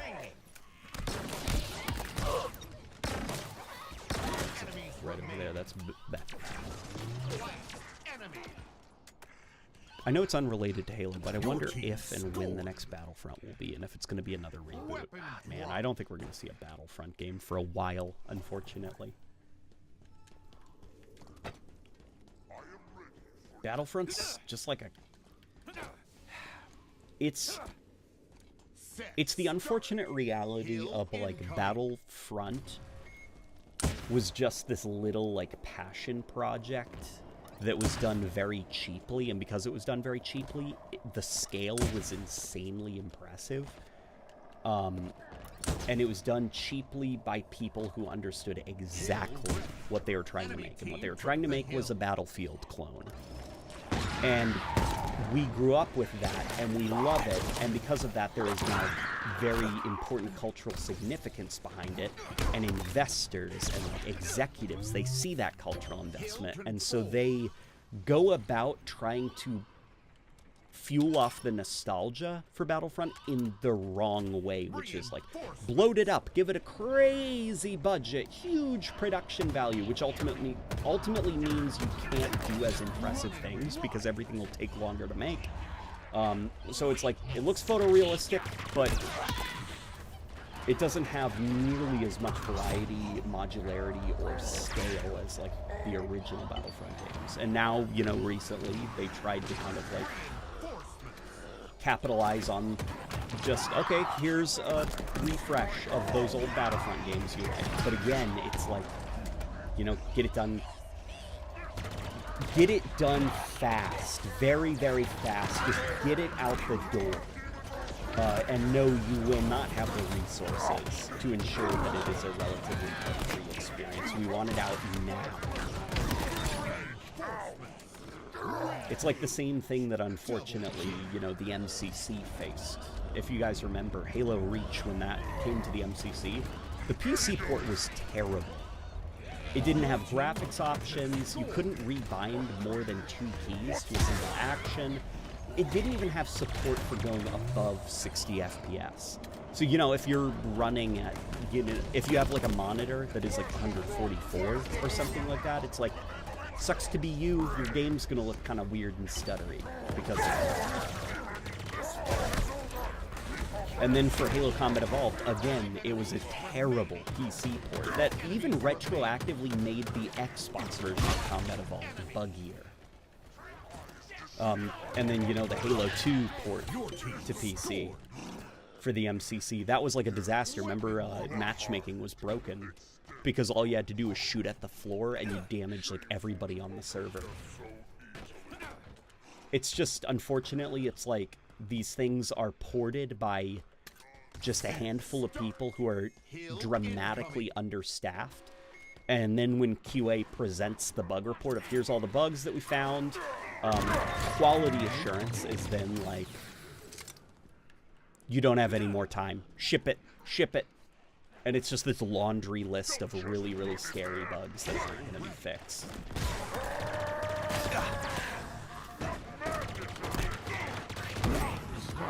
He said, at this point, I want the next Halo to be just like Halo Infinite, and for it to launch absolutely perfect with a ton of features. Okay. Okay, I agree with that sentiment. You're a bit quiet compared to the actions in the game. Here, let me turn it up a little bit. Reinforcements. Hiding from what you cannot see. Here you go. So when it fails to capture an audience, we can finally have an honest discussion about its mechanics in Sandbox. Okay. Well, I guess where I would start the conversation is what is success? Like Fortnite? No, Halo Infinite, even if it was feature complete and polished to a T, Halo Infinite would not capture the Fortnite audience. Halo Infinite's too small of a game, for lack of a better word. Even like classic Halo, if you were to re-release Halo Reach, you would not have the Fortnite audience. Just because it's like not hundreds of players. Fortnite is basically what Mark Zuckerberg wants, which is like the metaverse. Like that's what Fortnite is. You know, it's a digital Chuck E. Cheese. It's a place where you go hang out with your buddies and spend a bit of cash and just chill playing some games. And there's other people running around too, and you feel like you're in a mall. It's like a digital mall or a digital Chuck E. Cheese or something. And Halo isn't that. You know, it's every match is like instant and competitive. And I don't mean competitive in like the, oh my god, ranked matchmaking, blah, blah, blah. What I mean is there's no time to slow down because you need to win. You need to kill the other team. It's not like a battle royale where there are just, there's room for adventure. Because there isn't stuff happening every single second, like a match of Slayer or something, you know? Battle Royales, a majority of your match can just be you, like, running around and having a conversation with your buddy. And then you're like, wait, I saw a guy over there. And then the fight lasts, like, 10 seconds, and then it's like, okay, what were you saying? And then 30 more minutes of just running to the place, you know? You don't have room for that kind of social interaction in Halo. Because, you know, match starts, you have 10 minutes, get 50 kills. Another fight. Victory. Your eyes deceive us. I do not give up. Yeah, and ultimately, I don't think you can really capture the Fortnite audience because the Fortnite audience, well, they're playing Fortnite. They've sunk hundreds of dollars into Fortnite. How on earth are you going to get them to basically, like, abandon that huge money sink, you know, and start over on a new game, which is essentially a new Fortnite? You're not. And so what you've got to do almost is like the Helldivers thing, where you've got to create something that is a very social experience, but it's new. And that would require reinvention for Halo. It would require them making the next Halo game completely different, not a traditional Halo game.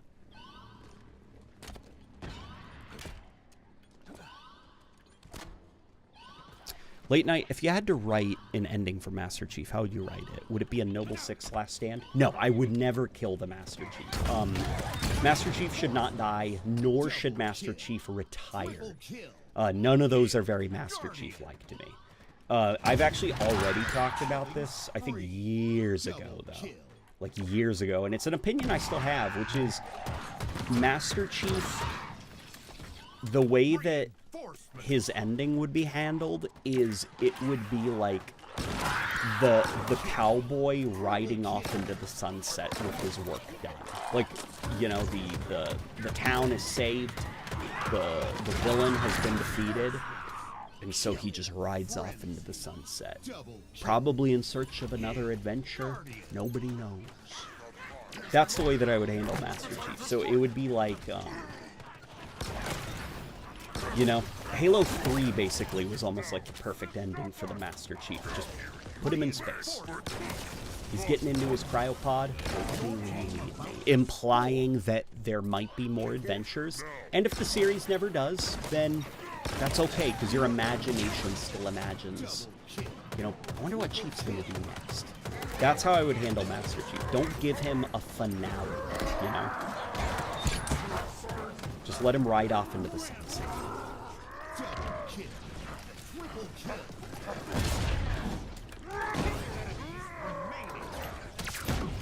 Let's see if we can kill this hunter. Yeah. Your team scored. Weapon drop. Reinvent Halo as a dating sim. That could work. A bit risky, but you know.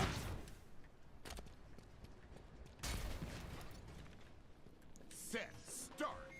Hill in. So Master Chief dying and retiring is like Mario doing so. Yeah. Yeah, like it's like Mario retiring or dying or something. It's like just, no, not everything has to be like just have like the story be done. And then Mario leaves to go on his next adventure. And same with Master Chief. Like the story is done, the conflict has been resolved. Master Chief goes into deep space, you know, in search of the next adventure, or like, you know, yeah, just, you know, that's perfect. Like, I'll miss you. Wake me when you need me. And then the cryo sleep activates. Like, perfect. Perfect. Because Master Chief isn't the kind of guy that would be like, I'm getting too old for this. I think I'm going to take up a hobby like gardening. Yeah, Master Chief wouldn't retire. And Master Chief dying would be... Well, it would be about as bad as killing Cortana and then bringing her back to life and making her the villain. It would be about as bad creatively as something like that.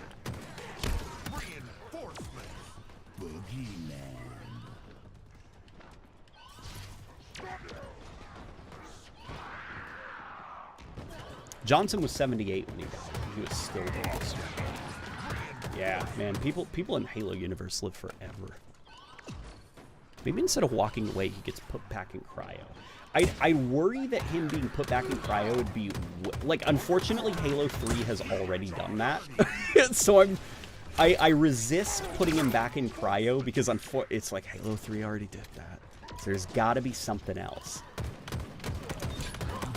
Man, Halo 3, him being put into cryo, that was just unfortunately a perfect send-off. I've had the idea of, like... This was years ago, and I'm not so sure if I agree with it now, just because my opinions on, like, Forerunner stuff have changed so much. I'm very tired of Forerunners. I like Forerunner structures, but I'm tired of Forerunners being the most important thing in the story. I had the idea of, like, what if after the next game, it's like Master Chief is just like, he just takes a ship. Chief, where are you going? I see that you've turned off your tracker. And it's like, they're out there in deep space. I'm going to go find answers. Chief, you know, don't try to stop me. No, it's not that, Chief. It's just good luck. And then Chief just turns off the radio. And then, where's he going? Isn't that the Master Chief? Victory. I think we'll see him again when we need him. And it's just perfect. Perfect. You know? You don't need to kill him. Don't need to retire him.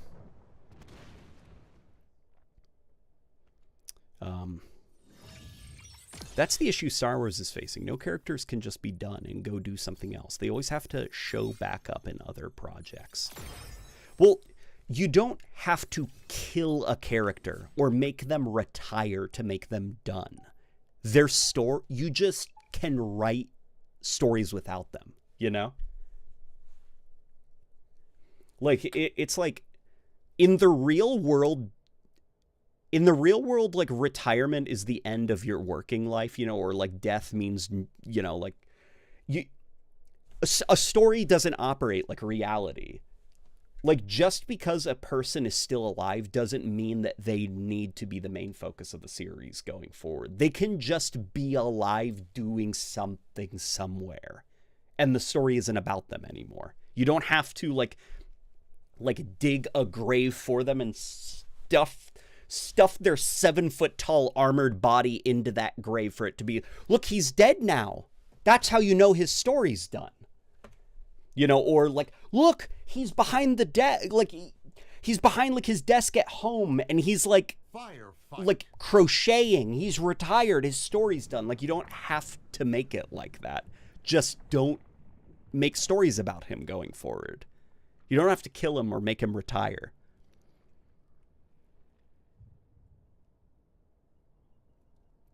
Did you see they announced a new Sonic game? I did. It looks like a Fall Guys game, right? Are you interested in the Acolyte since it's set during the High Republic? To be honest, no. Not interested in Star Wars anymore. I'm just not interested in Star Wars, you know? Like, I don't know, the High Republic stuff, I don't really care.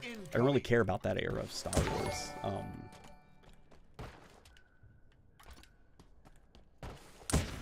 You know? I don't know. I'm very tired of Star Wars, I guess. I'll always like my trilogy, and I'll always like my little, like, expanded universe stories, but I don't know. Just, I prefer, I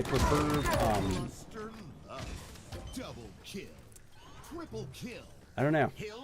Yeah, I guess it's just like Andor, where it's like, it seems good, and I might watch Andor, but I'm not hyped about it, you know. And the Acolyte, I saw the trailer, and I don't know, like, my heart rate, if I was hooked up to a heart monitor, my heart rate would have been consistent the full way through. Nothing about it sparked any kind of emotion in me. It's just, yeah, I guess that's more Star Wars.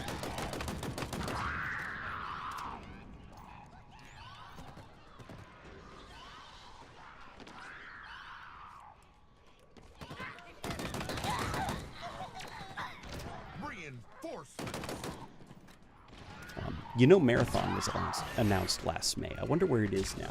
Well, allegedly it's been reworked, and now it is a hero-like extraction shooter. So it has, like, named heroes with their own personalities and voices and stuff.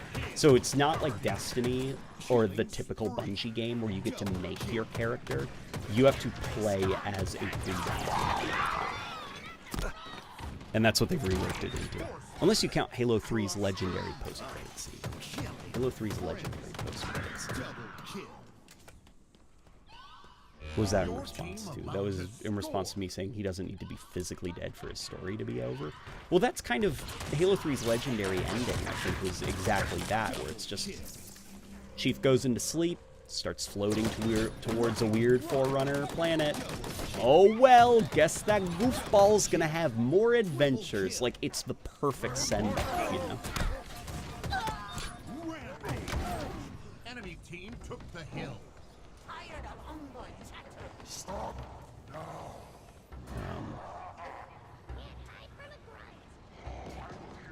Star Wars has been recycling the same story since the 70s, and when they do new stuff, it flops because no one in the fandom wants new. I mean, yeah, it's true, but I also think it's just general, like, unfortunately, Star Wars, I don't think Star Wars was meant to be, like, this big budget thing with expensive TV shows and multiple trilogies. I just think Star Wars was always meant to be this. Every couple of decades, you get a new trilogy of movies. Maybe. And then people write books and comics and maybe games about that trilogy. And that's it.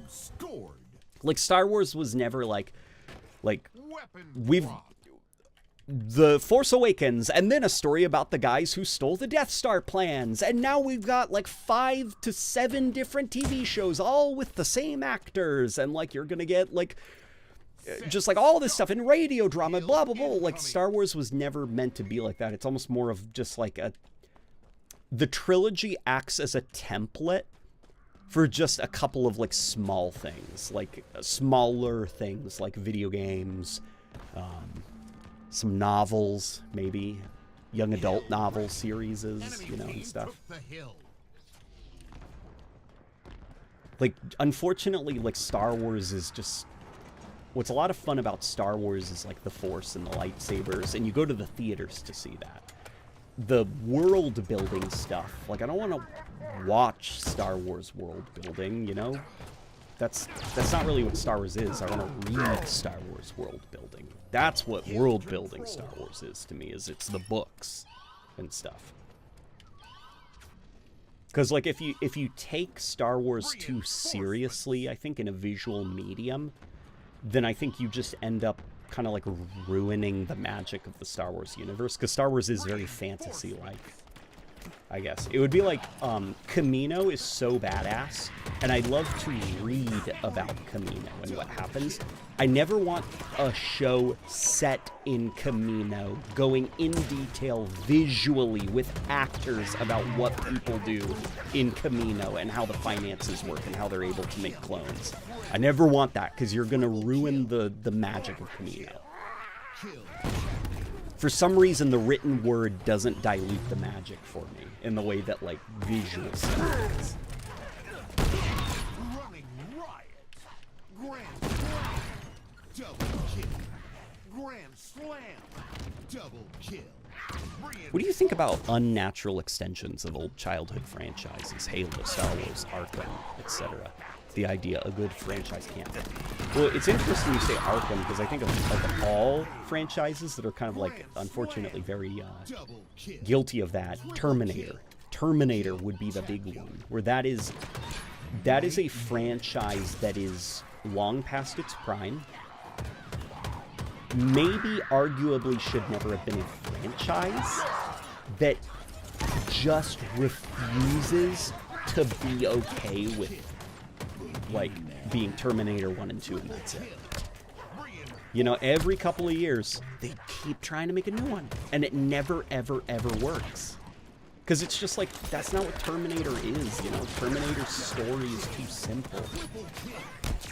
I guess a bit like Star Wars. It's almost like, you know, Terminator's a lot more fun to read about. Like, I don't want 100 Terminator projects and movies and TV shows and stuff. Like, Reinforcements.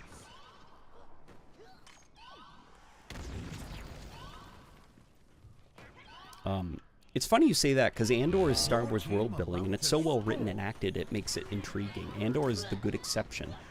But I haven't seen Andor, and I'm not interested. Like, everything you're telling me I have heard, and it has not convinced me to watch Andor. Because I just don't like Andor. That's not why I watch Star Wars. You know, and it seems like from the viewership numbers, that's how a lot of people felt. They just were like, I mean, yeah, if you say it's good, that's okay, but I just don't care.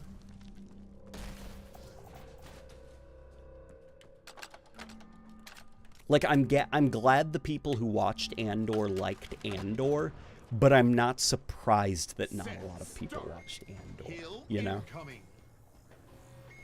Like, I completely understand why not everybody watched Andor, despite it being apparently good, because I'm one of the people that didn't watch Andor and continues to just not really want to watch Andor. Like, if I ever do it, it's just gonna be so that I can say that I saw it, and I'll be like, yeah, it was really good.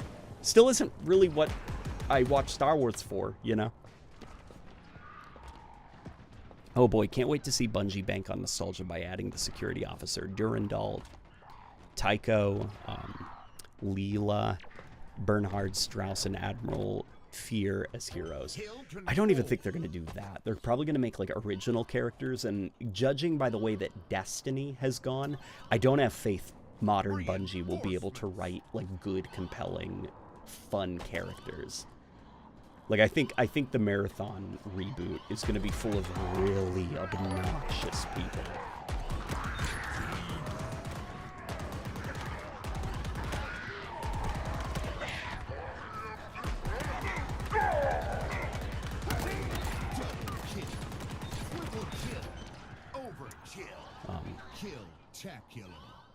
Andor is the only Star Wars show to grow in viewership since its debut. Every other show lost viewership. By the end of its run, it was as high as Ahsoka.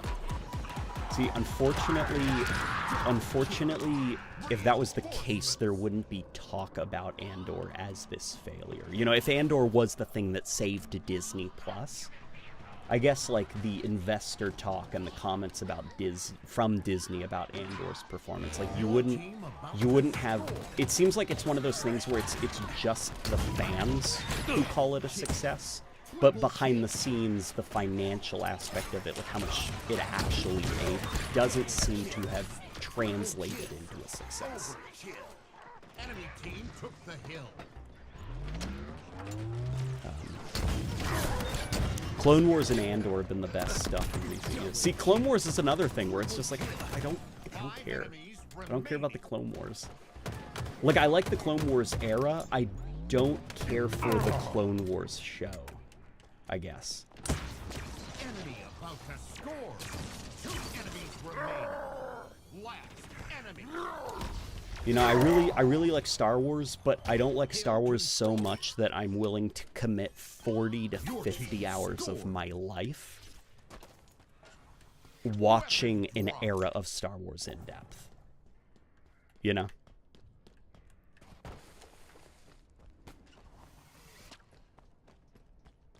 Andor won awards. I didn't hear anything about failure. I'm sure it did win awards, but let me know when there's an Andor Season 2, I guess.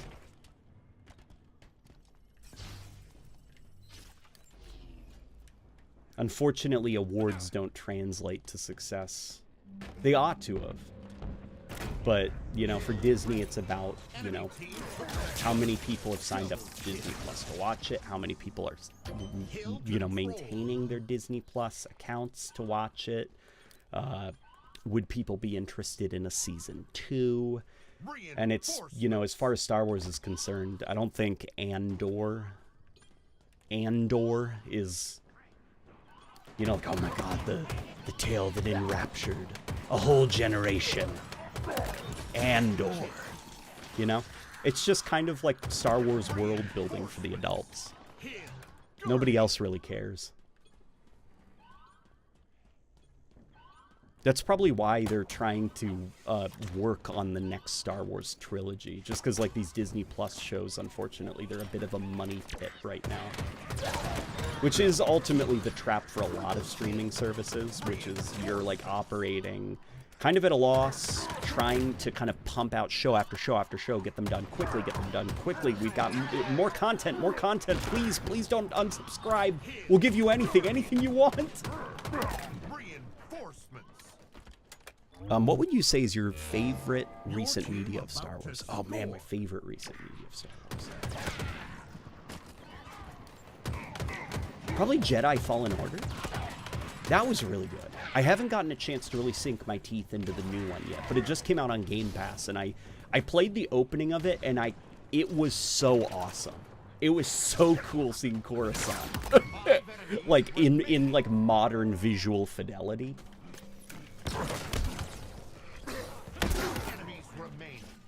Yeah, good stuff.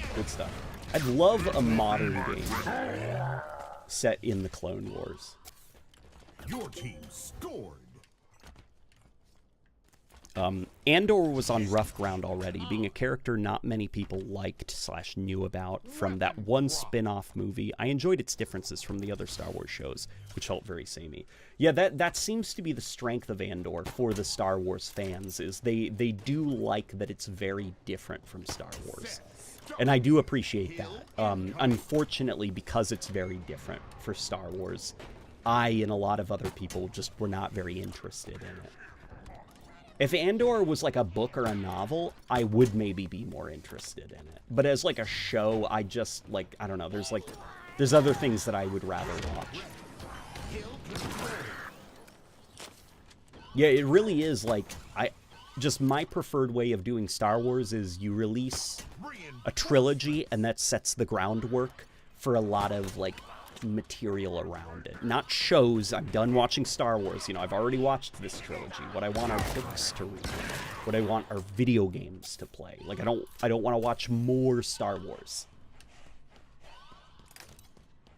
It's almost like a toy commercial. I like each Star Wars trilogy being like a toy commercial for the era of like games, toys, and books that I'm gonna be really into. I don't want like a 50-hour toy commercial, even if it's a well-written. Because that's just not why I watch Star Wars. That's not what I come to Star Wars for.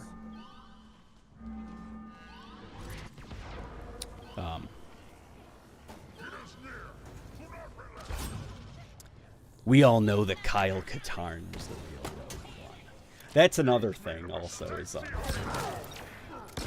the Disney Star Wars, I guess, is just, it's a lot more boring than the expanded universe stuff. Now, the expanded universe stuff is very stupid, don't get me wrong, but some of it was also really fun, and it contradicted itself so much that it kind of, it almost felt Fable-like. I think of, not Fable the video game, I mean Fable like, well, they felt like stories from a long time ago in a galaxy far, far away. Like, some of the stories are different, some of the details are different. Are they even real? Who knows, they're just stories from a galaxy far, far away. And so I guess taking Star Wars that seriously, visually, for so long, it's like, I don't know.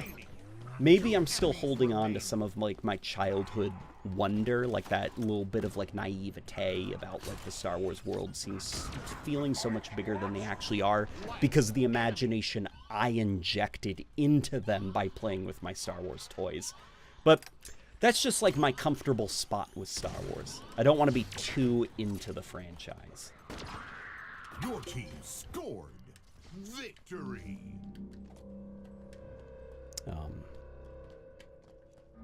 Oh man, Red versus Blue. Dude, how is the final season of Red versus Blue here / happening?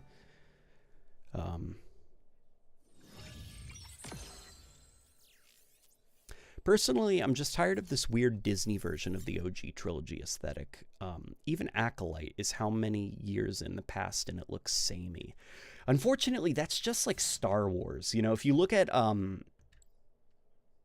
the Old Republic, the trailers for it, the CGI trailers, where it's like the Old Republic troopers look like stormtroopers. They got the white armor and everything. It's Star Wars is doomed to look exactly the same, unfortunately.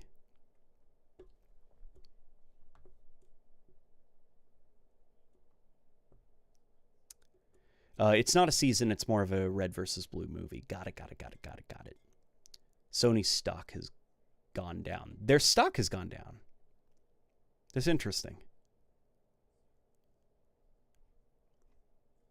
Yeah, hopefully you're okay with, like, me, maybe not okay or even, like, agreeing, but you can see why Andor, even though I believe you that it's apparently a very good show, I'm still just not interested in watching it over something else that is equally well written.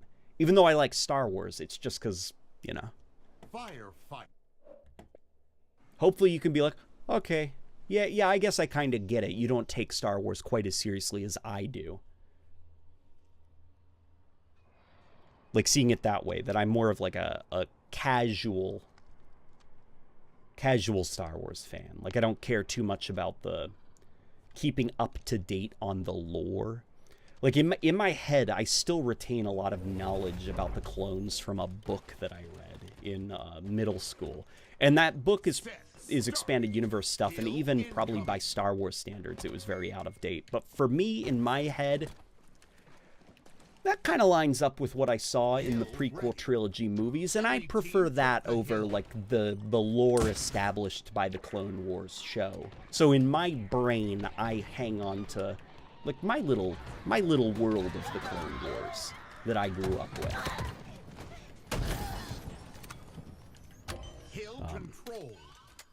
Give us a play-by-play of what you think will be the next Halo. What will be the overall gameplay style, likely campaign narrative, monetization model, potential new / returning features, etc.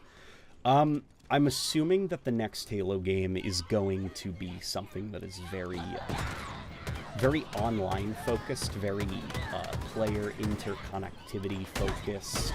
Maybe not necessarily a battle royale, but not a traditional game. It's probably going to have very, attempts at Halo-y feeling physics and, like, You know, just the way that, like, the world moves and reacts to things. Like, because they are going to be using the Unreal Engine, so there are going to be differences. It's not going to feel like the Halo engine anymore, but they're probably going to try to get it as close as they can. But I also am expecting them to take advantage of the new engine to push new gameplay mechanics. So I'm expecting Halo to play a little bit... Like, Halo 5 already kind of pushed Halo into playing a bit more like Call of Duty than a Halo game, you know, adding things like aiming down sights, clambering over objects, sliding, and stuff like that. And now that they... But it's still... There were... Under the hood, you can feel that it was Halo technology powering this game. I'm expecting that for the next Halo game with the Unreal Engine, they're really going to kind of like design this new Halo code around things like aiming down the sights, sliding, clambering, and stuff. And so a lot of kind of like that legacy Halo, it's not going to feel quite like the Halos that we've been playing for years and years now. For the mechanics, I am expecting them to kind of like not stick with Halo Infinite, like this exact movement set, strafe speed, and stuff like that, but the game's gonna have sprint. I fully expect it to have aiming down the sights, sliding, clambering, and stuff like that. Maybe something else in there, but I expect it all to be balanced and flowing a bit more like, say, Apex Legends. You know, it won't really feel like Halo with a slide mechanic and aiming down the sights and everything. It'll feel probably closer to Apex Legends in terms of like the core gameplay, because that's just kind of like the homogenized nature of modern shooters. Every shooter game kind of feels the same. They all feel like Apex Legends now. What I'm also expecting is kind of like, you know, I don't think it's going to be finished at release, because they're switching to the Unreal Engine, which means, you know, the same thing that hit Halo 5 with trying to rewrite a lot of the code and reorganize a lot of the code and stuff, and then they have to rebuild all of these old modes and stuff like that. It's going to happen again. So I'm expecting the next Halo to kind of, if it is going to be a traditional Halo, it's going to have to launch incomplete again. But what I really think is probably going to happen is the next Halo game is not going to be a traditional Halo. It is going to be some kind of weird, super online-focused, large player count type thing. Whether it's a battle royale or not, who knows, but they're definitely going to try to make something that involves a lot of players, large playable spaces, and rooms for like those gameplay stories that battle royales have, or extraction shooters, you know, where you have time to chat with your buddies, you know, because you're traveling from point A to point B before engaging in combat. Triple kill. 5 enemies remaining. 2 enemies remaining. Last enemy. Yeah, and as far as like campaign and narrative, there is a dark part of my soul that suspects the next Halo game will not have a traditional narrative, so to speak. The narrative may be something more like what Helldivers is doing, where it is a narrative that is happening in real time online. You know, where you're going to log into the game and it'll be like, attention, Spartans, the Banished have made progress here, you know, or whatever. You know, or like Warzone, where it's like, you know, Season 1's cutscene, and it's like, oh no, Atriox is on the ring, and what's this? Julim Dama is back, and he's a cyborg now, because he's the hero in this season's Battle Pass. And then you play for 3 months, and then there's an end cutscene at the end of the season. Like something like that. That's what I'm expecting. I hope I'm wrong. Okay? But that's the thing that's making money right now. And if Microsoft is breathing down 343's neck, demanding that they make money, they're going to have to design it that way. Or it's the way, at least, that investors and producers think that, you know, you make money. Which means the creatives will be forced to make a game like that. Kind of like the poor folks at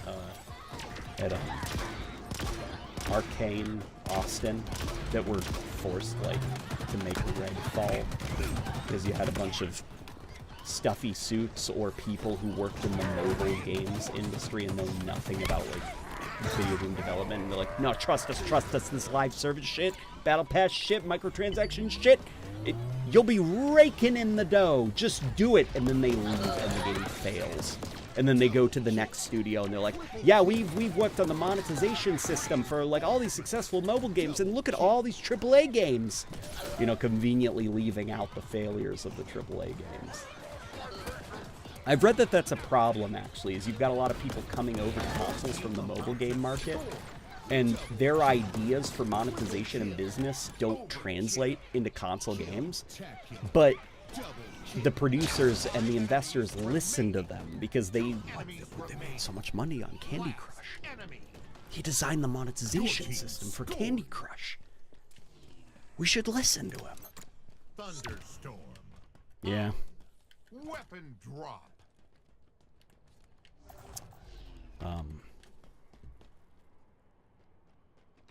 Thoughts on 343 catering to the lore nerds above everything else? I recently saw a Halo update with names and places that were incomprehensible. Well, I don't think nameplates are necessarily a problem. Interestingly, I don't think 343 is really catering to lore nerds that much. Maybe some of the written stuff is full of fan service. But as far as like the actual content stuff is concerned, like flood stuff, well, flood stuff, it's not really content, is it? It's just cosmetics. But, like, the flood stuff, that's, like, just broadly fan service to me. Like, that's not catering to, like, lore nerds. That's, like, fan service type stuff, you know? If it was catering to lore nerds, you would get, like, precursor stuff. Or you would get, like, Promethean stuff. What they're instead focusing on is, like, the broader Halo things. Like, people like grunts. Grunts are funny. Here's some grunt armor. People like Flood. Flood are zombies. People like zombies. Here's the zombie armor, you know?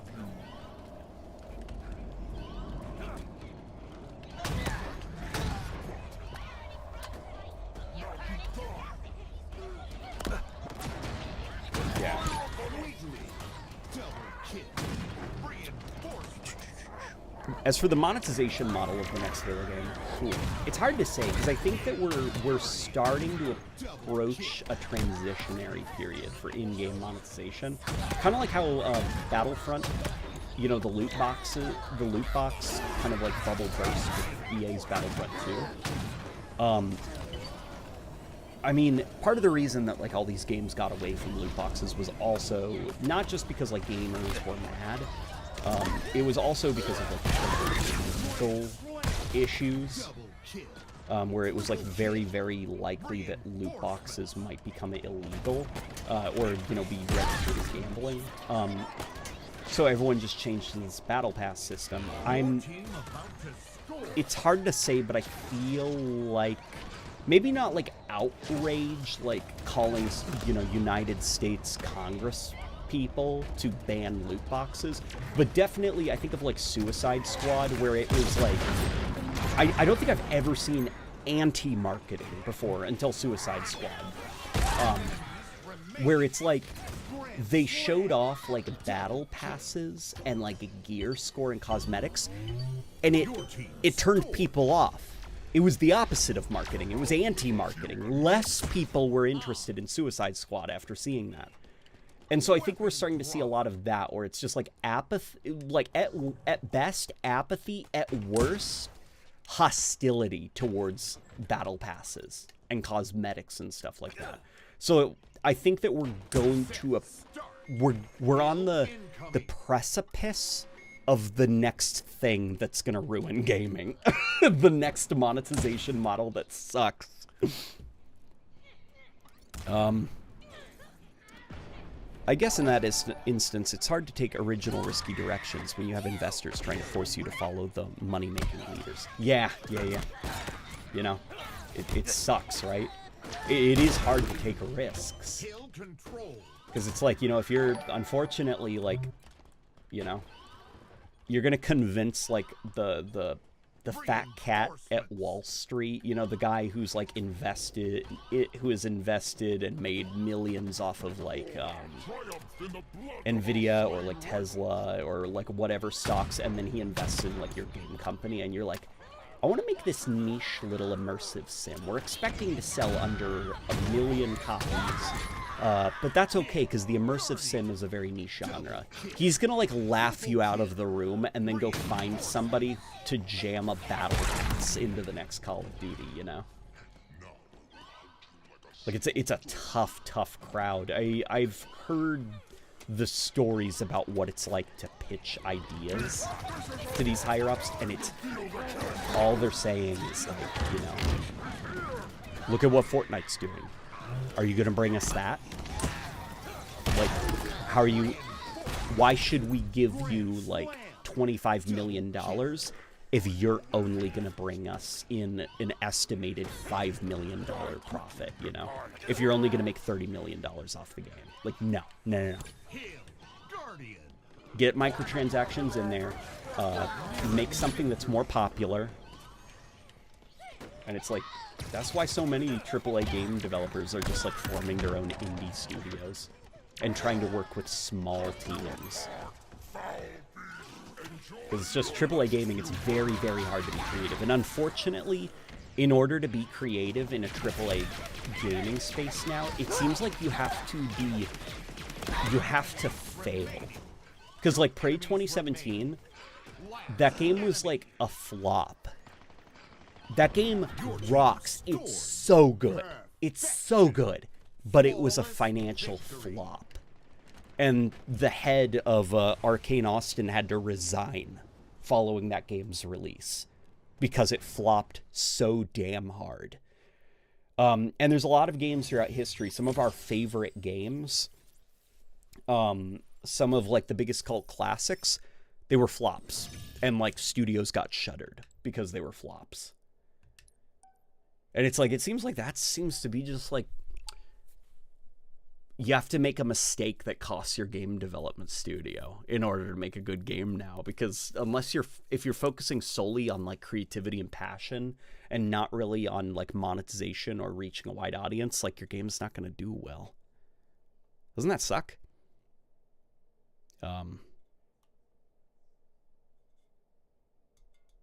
At least if you're operating in like the traditional AAA space, you know, obviously there's differences, but what's your current opinion on Halo 5? It's still the worst Halo game in the franchise, and I think its narrative decisions really screwed the Halo franchise.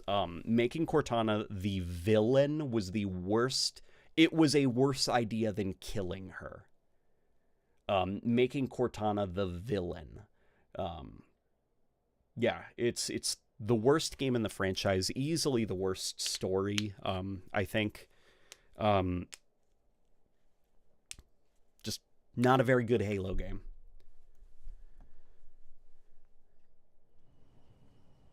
That's my current opinion of it. Multiplayer is fine, but it's not really a Halo multiplayer. If I want to play a Halo game, I'm not going to play Halo 5 because Halo 5's combat loop, core gameplay, design, and everything does not give me what I like about Halo.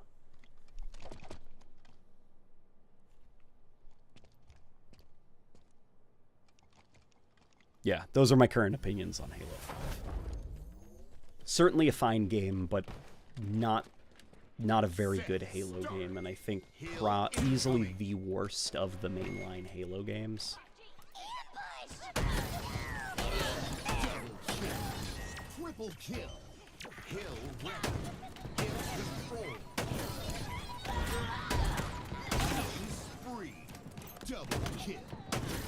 Now, granted, I've also like refused to play it for years and years, just because like I only like to play it when I have to.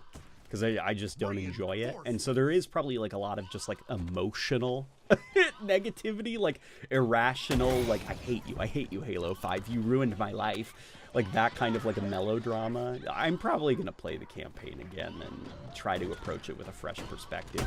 But it's also very hard to detach my own experience with Halo 5, because I remember it launching with 5 playlists, no big team battle, no gravity hammer, no infection, butchering the armor customization, getting rid of, you know, player emblems. The story just being so bad. Like, making Cortana the villain was such an IP destroying idea. It would be like on par with like making Luigi the main villain of the Mario series going forward. Just very bad ideas all around. So it's very hard to like detach my vivid memories of the Halo 5 period of just like, holy crap, like, is Halo gonna come back from this? Like, this is bad.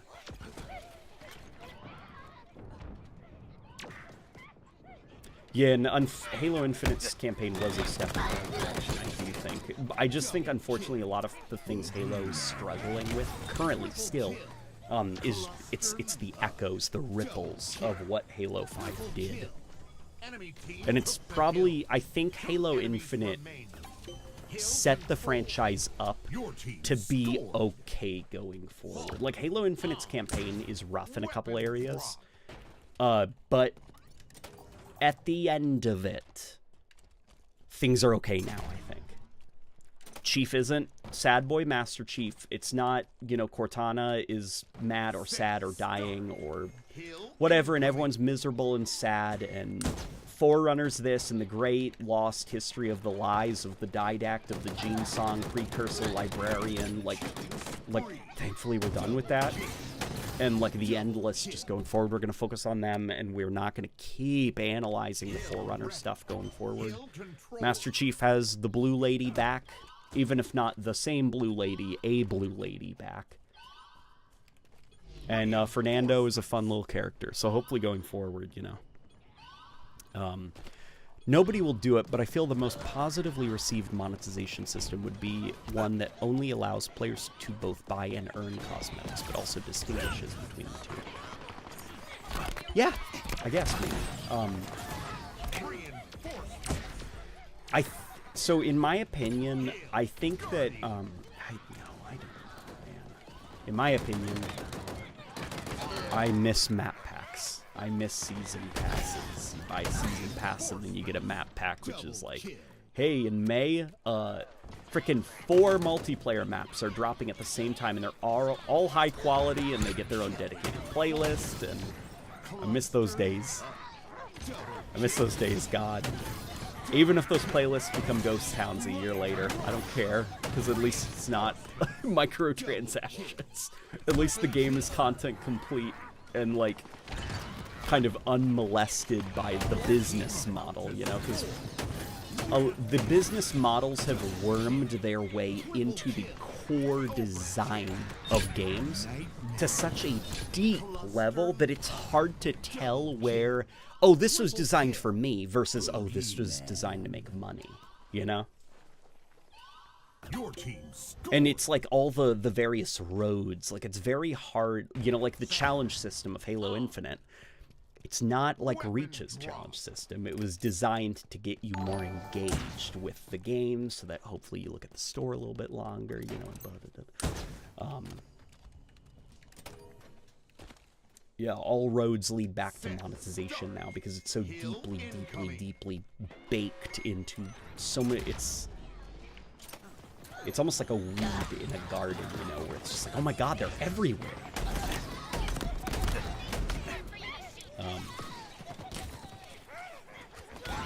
How do you feel about the series' transition out of being mature? No blood and language and pushing more silly cartoon effects. I don't feel like the target audience like the Bungie days.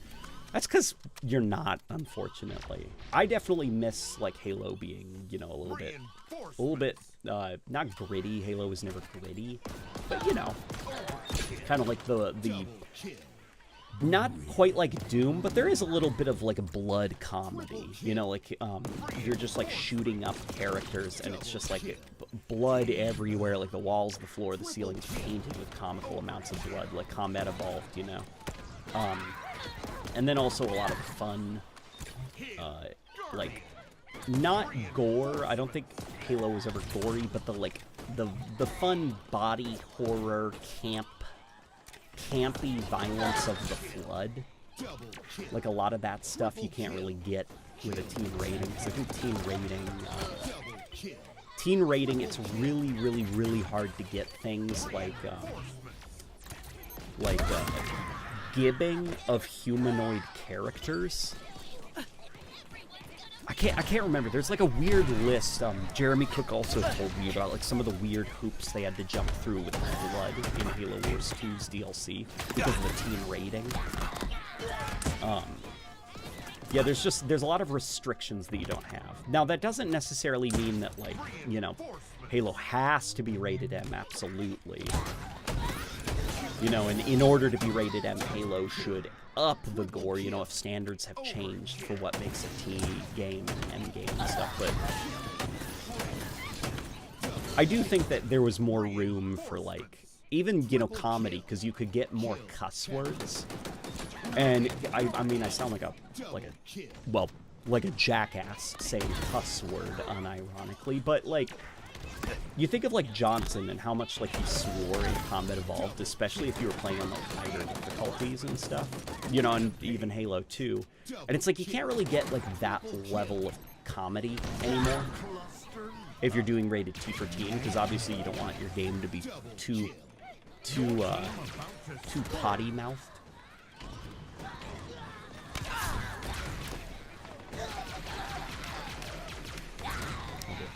I know it's a cynical take, but gamers can be very spiteful and a very spiteful and vindictive bunch. They can. They'll salivate any opportunity to flaunt how they earned their cosmetics and viciously mock those who purchased theirs. Yes, yes. Yeah, gamers are... God, gamers are freaking annoying sometimes, dude. Like, some of the bizarre behavior that comes out of the gaming scene. And I think it's, like, it's ultimately... just because I think it's like that, the problem, like, with, the human brain, I don't think we were designed for, like, the internet. This is like, okay, where are we going? Like, we're at that part of the stream now where we're talking about this. Don't worry, I'm going somewhere, not somewhere too kooky. Like, in a village setting, I guess, like, years and years and years ago, like, you had more of, like, you were exposed physically to people with, like, different ideas than yours. And so there was more of, like, a desire in order to kind of, like, maintain some level of decorum and not be, like, the jackass that nobody wanted to hang out with. You had to respect, you know, generally other people's opinions and not geek out too heavily about things that you like. You almost had to, like, restrain yourself. But now with, like, the internet, fandoms are allowed to live in their favorite things and exhaust themselves in their favorite things and just make that, like, their whole personality. And, like, those echo chambers form and, like, nobody's challenging you because, like, the Halo subreddit doesn't need to go to the chess club, you know, like, if that makes any sense. The Halo subreddit isn't forced to hang out with the chess subreddit or, like, the Mass Effect subreddit or, like, Fallout or, like, you can just exist with other Halo fans. And so when you kind of, like, leave that fandom, it's like your brain has been conditioned by constantly interacting in that fandom. And then you just act weird, like really weird when you're around other people. And that's where I think, like, a lot of, like, the bizarre behavior that we see from gamers comes from. Like when gamers are, like, celebrating the closure of Arcane Rayon. Not that all of you are, okay? Like, you guys are chill. I see the way that you guys are commenting. I know that that's not you. You know who I'm talking about, though, like, right? Like the weirdos. We see them in the comments section of, like, some of these announcements where it's just like... Go act like this in a public setting with other people that work 9-to-5 jobs. Like, they would think that you're psychotic. for celebrating, like, people losing their jobs.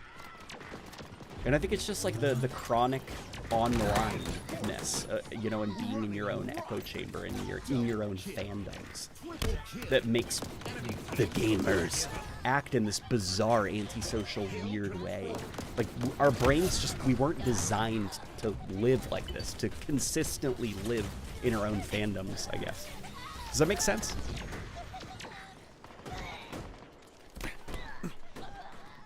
I got banned from the subreddit for saying season 2 of the show is bad. Yeah, like stuff like that. You know, and granted, it's not, you know, like maybe like season 2 of the show is like bad. Like, I'm guilty of it as well, you know, like I make no attempt to unfortunately deprogram myself to an extent, but that's because, you know, we're all Halo fans here and we can act like antisocial weirdos. But like, I don't know. Yeah. Being banned from the Halo subreddit for saying season 2 of the show is banned. Or TechPon here, Isaiah, who said that he had someone like go out of his way to personally message him criticizing the fact that the guy thinks that he liked Halo 5. Where it's like, that's just like, dude. What would your parents think about this behavior? What would your neighbors think if they knew that that's what you went out of your way to do with some free time? They would think you're, like, weird. That that's what you prioritized. Or that's what you got upset about.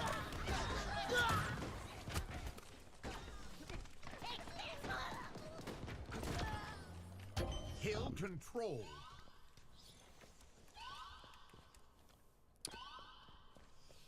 Yeah. Star Wars fans are the worst.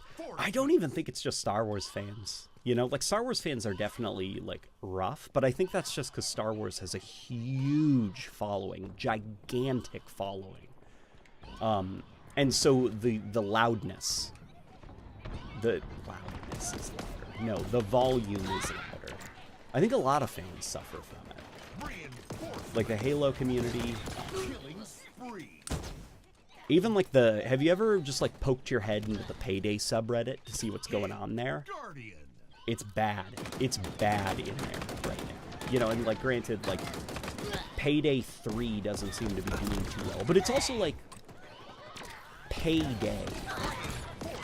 That's not really a franchise, I guess, that I expect to have like a dedicated following, you know? It seems like Payday would be one of the many games that you're a fan of, but not so much of a fan that you go out of your way to be an active and vocal part of the Payday community. But, you know, they exist, I guess. It's just... yeah. Very weird, I guess. I don't know. I'm at the point where I'm talking like, was it Shroud? Where it was like people were like, what do you like better, AMD or Nvidia? And he was in the middle of a game and he was focusing, and so his words of wisdom were, well, if you take into account, I don't know. I just don't know. Okay? I don't know. And that was it. That was his words of wisdom. That's where we are right now. I have nothing else to say. I don't know. I don't know where I was going with this. I lost the plot. Exactly. Besides that, it also puts a lot of largely anonymous it gives a lot of largely anonymous people a stone to throw away from those they disagree with in an almost consequence-free environment. It's practically asking for trouble. Yeah, it's consequence-free. It's like the Fallout community. There's this term that's starting to be used, and I hate this term. Tourist. You don't like a thing. You're just a tourist.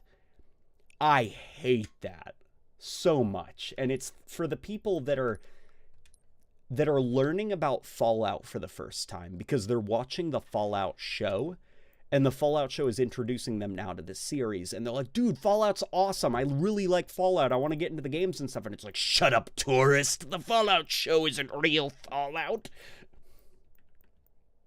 Jet wasn't invented until after the bombs went off. Fallout 4 isn't real Fallout.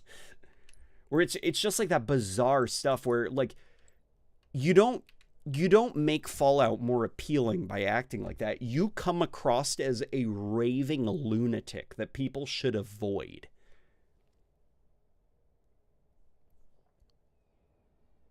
Firefight.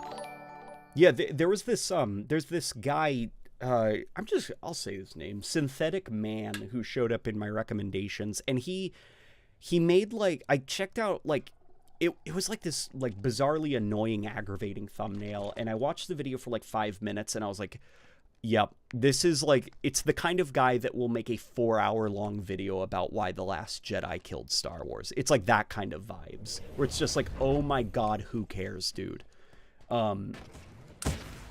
And he made like 4 to 5 videos. Like, some were even before the Fallout show came out. And then, you know, many were after the Fallout show, where it's like, the Fallout show broke my humanity. And it's just like, dude, you need to touch grass. You've got problems, man. Like, holy mother of God, there's something wrong with you, dude. It's just a show. And it's not even bad. It's fine. It's, in fact, kind of good. Like, people are liking Fallout because of it.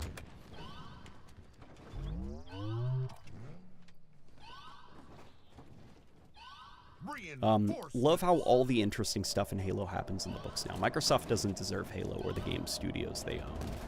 Oh, well, if we want to be, like, weird and angry about stuff, I think it is perfectly okay to be angry at corporations. Because, yeah, I think Halo would be thriving if it was not under Microsoft. I don't have a lot of respect, I guess, for the way that Xbox has had, like, maybe a decade now to kind of, like, handle their first-party content lineup, and can't say I'm impressed right now. Because really all they've got to show for it is, like, Forza Horizon and Sea of Thieves.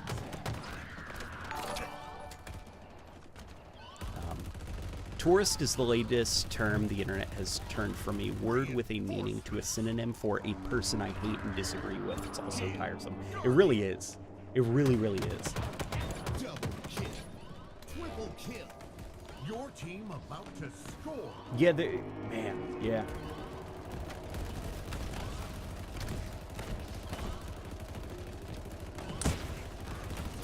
Do you think 343 should add free cosmetics themed around kaiju from the Monsterverse series or a kaiju from Pacific Rim?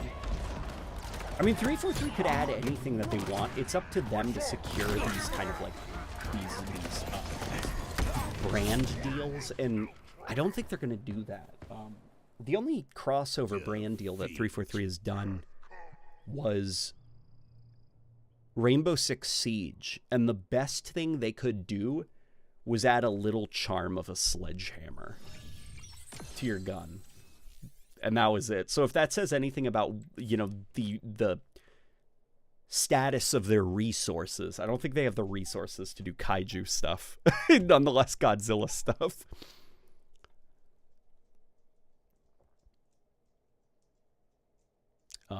Fallout show is inconsistent. I wouldn't recommend the show as a starter point. That being said, you're going to attract more with honey rather than vinegar. Oh, see, I fully, completely, wholeheartedly disagree that the show is a bad starting point. I think the show, if you have never played Fallout before and you're interested, the show is maybe the perfect introduction to the world of Fallout. Like, I can't think of a better way to introduce someone maybe interested in dipping their toes into Fallout than watch that Amazon show. You'll get everything you need to know, and then from there play New Vegas. And not because it's like, oh my god, but what's Mr. House gonna do? And like, say, you know, Shady Sands and blah, blah, blah. It's watching the show. Somebody who's never played Fallout before, got it. They know what a vault is now. Got it. The goofy blue vault suits. A Pip-Boy. A ghoul. Radiation. The 1950s. Like, the Fallout show perfectly introduces all of these different, like, theming things. And then from there, you know what to expect from a Fallout game. And then you can get really deep into some of the good stories, like the, you know, New Vegas and stuff. So I think the Fallout show is perfect as a starting point.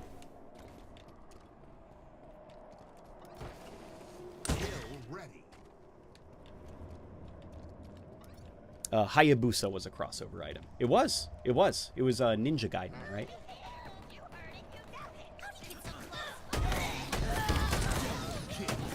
Triple kill. Overkill.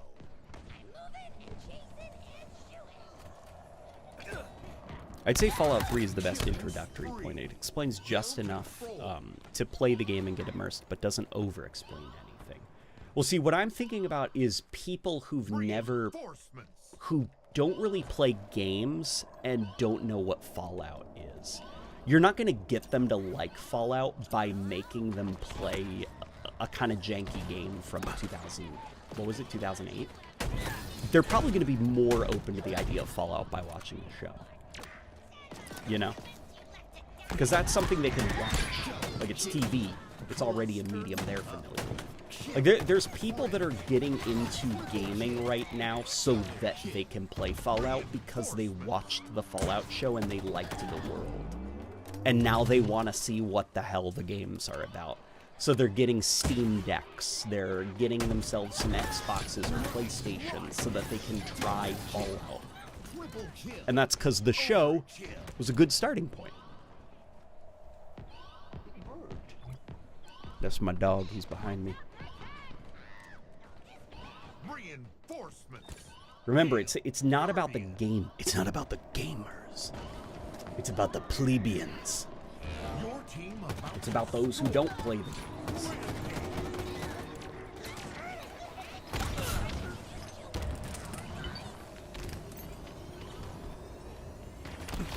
Okay, hear me out. Do you think one of the COD developers would be good at making a Halo spin-off? If so, which studio would you choose to handle it?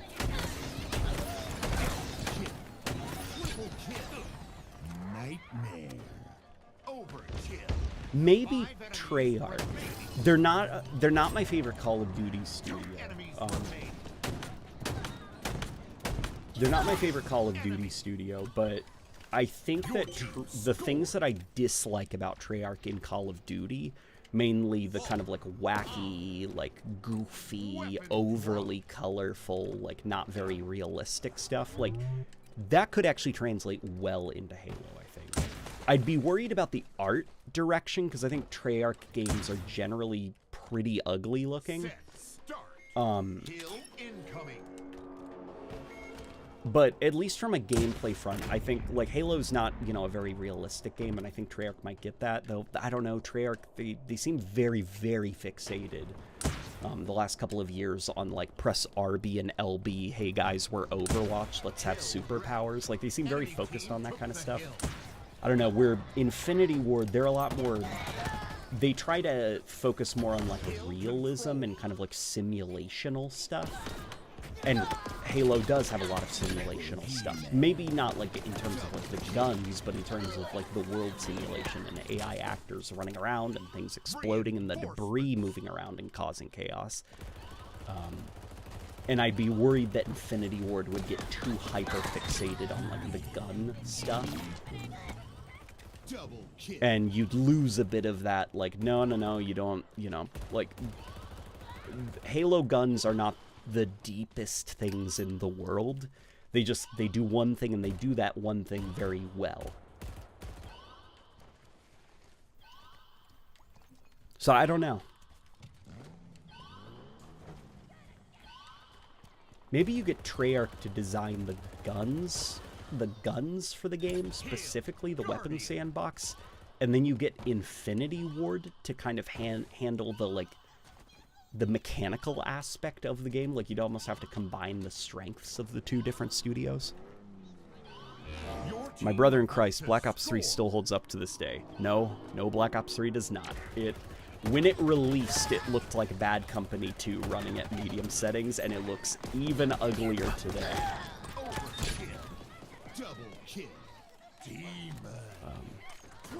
I still think the writing is inconsistent at best. So far, the writing seems perfectly fine. If you mean, like, the lore is inconsistent, I mean, who knows, you know, but Fallout lore has been inconsistent since Fallout 3. Actually, arguably even before that, with some of the Black Isle stuff. The actual writing, like, the show has never not felt like the show. Like, from episode 1 to the end of episode 2 or 3, or whichever episode I was on, you know, it hasn't... It still feels like the show I started watching. The tone has been maintained, you know? Set, start. Hill incoming. If anyone here has played zombies during Black Ops 3, the maps alone are a feast for the eyes. I think the maps in Black Ops 3 zombies look like clay or like plat. Like, they look so fake, man. That Zetsubo no Shima map, it looks so like ugly and like fake. Like, the trees look like they look like those fake trees you could buy at IKEA. There's just it's a very ugly game, and like, it doesn't help also that like Black Ops 3's engine really seems to struggle with rendering skin. So like Richtofen's bare hands in that game, he looks swollen, like his hands look swollen, and they look like rubber or something. It's just like, it's such a fake looking game. Really fake looking. I don't know how to describe it. Like, Black Ops 3, it's just, you know, Advanced Warfare the previous year, that looked great, and still looks kind of great. And then Black Ops 3 was just such a graphical downgrade from Advanced Warfare. Like, the rendering technology was so primitive looking.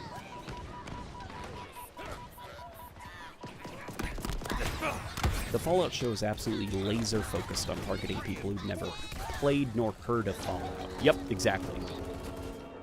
The gamer's existing audience was secondary concern. Bethesda did this with 3, 4, and onward. And the sad reality of that is, have you seen the way Fallout did before Fallout 3? Fallout was like a niche role-playing game. Not that it wasn't successful, but it was not big. Fallout was Fallout. It had its fans, and its fans existed here. And then Fallout 3, it sold, like, Fallout 3 alone sold more copies than the entire Fallout, all of them, that were released before Fallout 3. Like, not saying like it quadrupled the sales, I don't even think does it justice. And so it's like, it's one of those things where it's like Bethesda's Fallout games, I have a lot of problems with the writing and the dialogue and even the way that they portray the world and stuff. Like, kind of like how Fallout was always this criticism of capitalism and consumerism, but then Bethesda's Fallout seems more like a celebration of it. You know, like they will like the selling Nuka-Cola is a joke that Fallout would make, you know? Or like Fallout 76, like the microtransactions of Fallout 76, that is the kind of stuff that would have existed in the post-bomb world of Fallout. And Fallout would have made that a point of criticism. Like, look how fucking goofy this is. Like, people are going bananas over this clearly, like, kind of like shitty marketing scam stuff. But, like, Bethesda's Fallout actually celebrates it and does sell it unironically. But Bethesda's Fallout has made Fallout successful. It's exposed Fallout to millions. And if that is the price to pay for people being exposed to some of the more niche Fallout stuff, the stuff that is very interesting, the stuff that does tell interesting stories, like the older Fallout games or even New Vegas, then that's okay, you know? I like Fallout 4. I think it's a lot of fun. I think it's a really fun game. I think it's a good game. But that doesn't mean it's a well-written game. And the Fallout show, it might not be as deep as something like New Vegas. It may get the lore incorrect. It may, you know, have different opinions about the dates of things or why things, like, if we want to talk about, like, Vault-Tec being the ones to drop the bombs, I hate that a lot. I think that's very, very dumb to make Vault-Tec the reason that the bombs drop. That's a very, very dumb, bad idea. But The Fallout show is successful and it's getting more people into Fallout, and because of that, I like the Fallout show a lot. And also, I just think the Fallout show is good in general.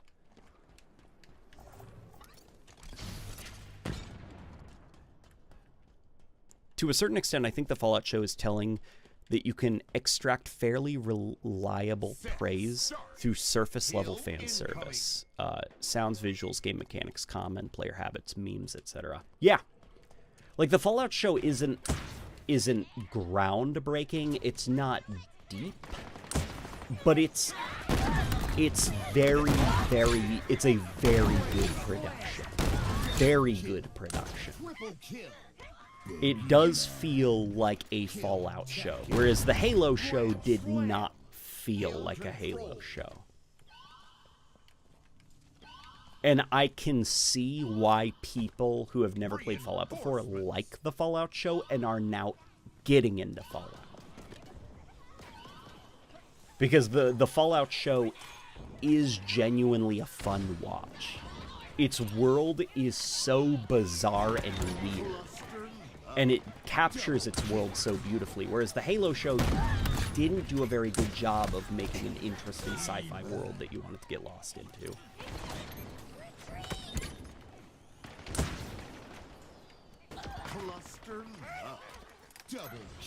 The maps look like a paintball field. Black Ops 3 maps, yeah, they're just like garish. Black Ops 3 kind of feels like someone in Treyarch sat on the saturation slider and like didn't. It's just, it's so plasticky and like, it's like a water park. Every map is like a water park. It's just, yeah, just really kind of like ugly. It makes me kind of like miss, you know, like Black Ops 1's more like soft color tones, you know, or even like in Black Ops 2's more sandy color tones. You know, World at War's kind of like grittiness. Like Black Ops 3 just kind of feels like we made a bunch of assets and then we turned that saturation dial all the way up, and now your eyes are bleeding. Triple kill. At least my eyes are. It also doesn't help that, like, Black Ops 3 doesn't run very well.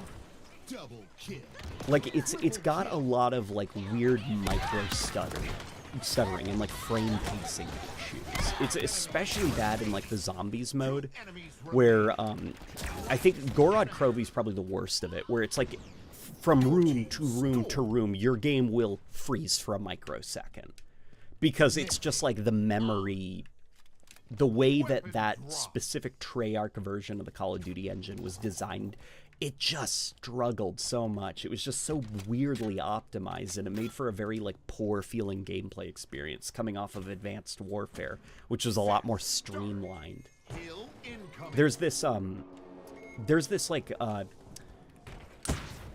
it's like something to do with, like, transparency shaders and sorting, but it's, you can really see it in Shadows of Evil. If you turn into a Margwa and you go into the transparent wall in the canals to activate the power for, you know, that section of the map to zap it, just staring at it tanks your frame rate, and I don't know why. Even on PC it tanks your frame rate, because it's like, that's just the way that the Black Ops engine is doing things. And I think it's because of the transparencies, like too many of them in place, and like somebody at Treyarch just didn't think, hey, maybe this is a bad idea, like, because not that, you know, oh my god, that ruins the game, but there's so many little moments like that where it's just bizarre, weird things tank your frame rate in the Black Ops engine. And those bugs carried all the way to Cold War, where Cold War also has some of those things. In D Machine, when you're in the power room, and you go up to the metal grate right before you open it so you can turn on the power, because there is like a metal grate, a window, and then like another metal grate, that just tanks your frame rate too, just like Shadows of Evil. I don't know. You know, and the way also that like Treyarch, apparently they don't hack their 4K textures. So it just, when you load up Black Ops 3 and Black Ops 4 and Black Ops Cold War, all those 4K microtransactions are dumped onto your, like right there. And the performance just tanks, and the main menu is hitching, and there's all sorts of weird bugs. And, you know, when Black Ops Cold War launched, like, the main menu was relatively smooth, and as they kept adding more microtransactions, the performance started getting worse, and little things started to break, like the ray tracing feature and stuff like that. And it was the same story with Black Ops 3. Black Ops 3 was the same way. Now, you know, with Black Ops 3, it just feels so chunky and heavy trying to do anything in the main menu because of how bloated it is, because they just wouldn't pack their 4K textures for some reason. You know, the other studios, the other Call of Duty studios, they were doing it. That's why their games felt so much smoother even after all the updates. I don't know.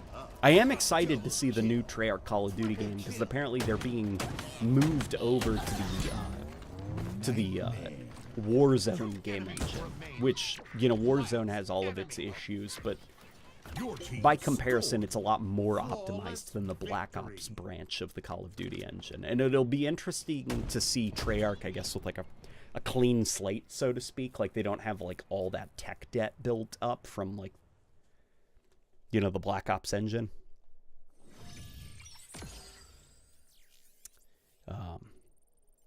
Stuff like thou shalt get sidetracked by random BS, or the knight's making his companion a gear mule is on the nose, but still relatable to the player. It's relatable to the player, and also it's good narratively, because, you know, Titus was that? No, Titus was the douchebag knight, right? Like, what is his name? The little guy, the scribe. I forgot his name. Like, the Brotherhood of Steel, got it. Like, they're crazy, they're nuts. Like, they're like borderline a religious cult almost. And you show him and how much he admires, like, the Brotherhood, and how much he wants to become a paladin or a knight. You know, one day he wants to don the suit of armor, like, he wants to be up there and revered in the Brotherhood of Steel. And then, you know, like, oh my god, I get to be a scribe. And it sucks worse than just, like, you know, like, his training, like, his classes and stuff. Like, you're treated even worse. Like, you're just like a pack mule for these, like, jackasses in silver armor who think they're tough shit. You know, because now they have status in that society to where they can pick on you for being, you know, not as high up there as them. And it's just like a great way to kind of like break down the illusion of the Brotherhood of Steel, I guess. Like, even just like narratively, it works, you know? Like, it's a great joke about the fact that obviously you unload all of your belongings on your companion, but also just narratively it works as well. Or it's just like, yeah, fuck the Brotherhood, right? They're not cool. They're not cool at all. And if you make your way up there, you're not going to be noble. You're just going to end up being like Knight Titus. And also, I freaking love the detail of Knight Titus. His armor is like beautiful looking. Like, all the other ones look kind of like scuffed up and messed up. His armor looked pristine, clean. He literally looked like a knight in shining armor. He looked so badass. And then when the bear showed up, you figured out why his armor was so clean. It's because he never fought. He'd get his scribes to do the fighting for him. Hill ready. Hill control. Yeah, just really cool stuff. I'm impressed with the Fallout show so far. I don't know what to say. I don't think it's the worst thing in the world. I think it does Fallout a lot of justice. Like, maybe not like the Black Isle stuff and the Obsidian stuff, but like Fallout as a brand, I think that it has more interesting things to say than the Bethesda narratives have. You know, like Fallout 3 and 4. I think so far the story of the Fallout show has been a little bit more interesting and compelling. Obviously not to the same level as Fallout 1, 2, or New Vegas. but definitely it is more narratively interesting and compelling than Fallout 3 and 4. And I think that that's kind of cool that we're seeing kind of like the super colorful Bethesda-y, like, we love consumerism aesthetic that they took Fallout in. And now we're also seeing like a little bit more competent of a narrative. Double kill. Triple kill. Killing frenzy. Oh, Maximus was the weakest main character in terms of writing. They say the Ghoul, Lucy, Norm, Maximus. I haven't gotten too far into it yet. But the Ghoul also is just like, dude. Like, the Ghoul is great. He's like really good. I like the Ghoul a lot. That is a, like, goddamn, they nailed him so far. The way that, like, they God, that was so freaking awesome. Like, the prejudice of, like, he's a ghoul. Well, okay, number one, he's a ghoul, so he, you know, has like an extended lifespan. But also people in the Wasteland are prejudiced towards ghouls. They call them zombies as a derogatory term because of their radiation burns, making them look like zombies. So this ghoul, in order to contain him and make sure like he doesn't cause like chaos, like as punishment, they bury him in a graveyard like a goddamn zombie. Like, that is ruthless, man. That is... No wonder he just, like, the minute he came out of the grave, he was already dead set on killing those men. Because that is the meanest shit you can do to a ghoul in the Wasteland, is treat them like a zombie, to the point that you bury them in a cartoon graveyard. Yeah, just great stuff. I'm so impressed with the ghoul so far. I really, really like it.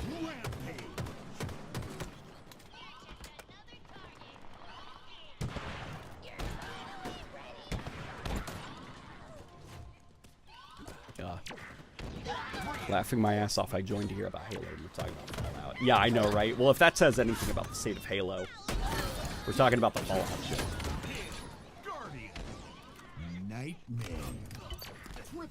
It's still weird to see that we're years away from the next Fallout game. It's weird that a Fallout side game like New Vegas wasn't put in production. It's not weird that it's not Bethesda.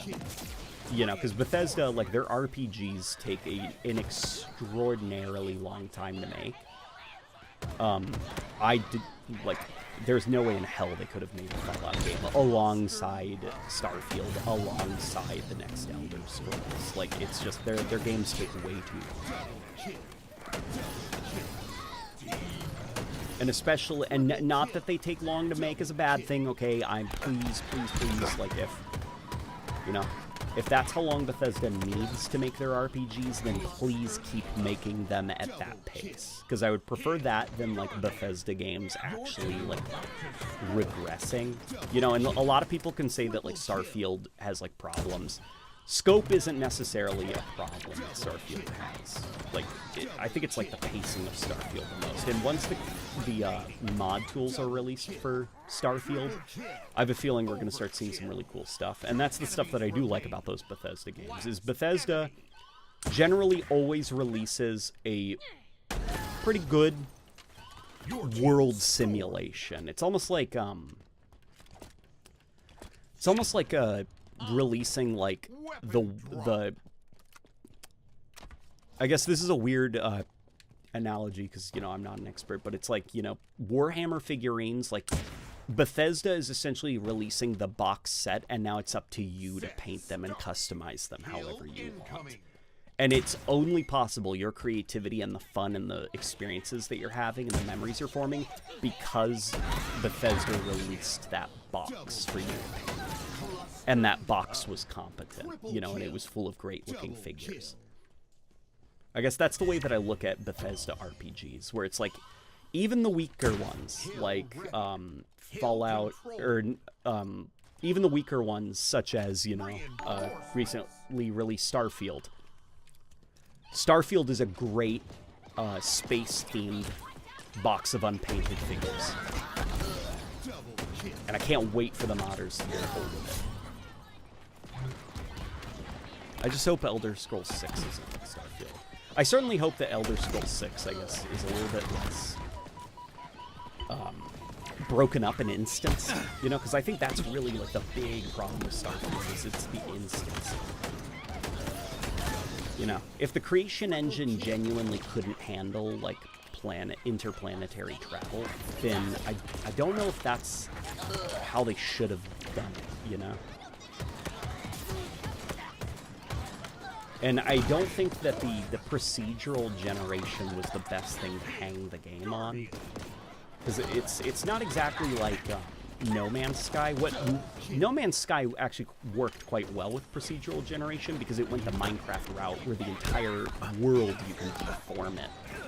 And the entire world has a purpose. Where with Starfield, unfortunately, the whole world does not have a purpose. Only placed props have purpose. I think I hear the wife snoring. God bless her heart. Yeah, guys, between all of us, because I don't think the wife is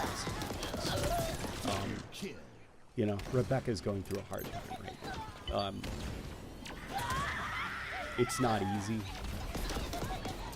You know, what she's going through with her mother. Like, fuck cancer, basically, is what I'm trying to say. So, you know, if any of you guys are friends with her on Steam, positive messages. You know, if any of you guys see her on Twitter, positive messages. Anything, you know. Weapon drop.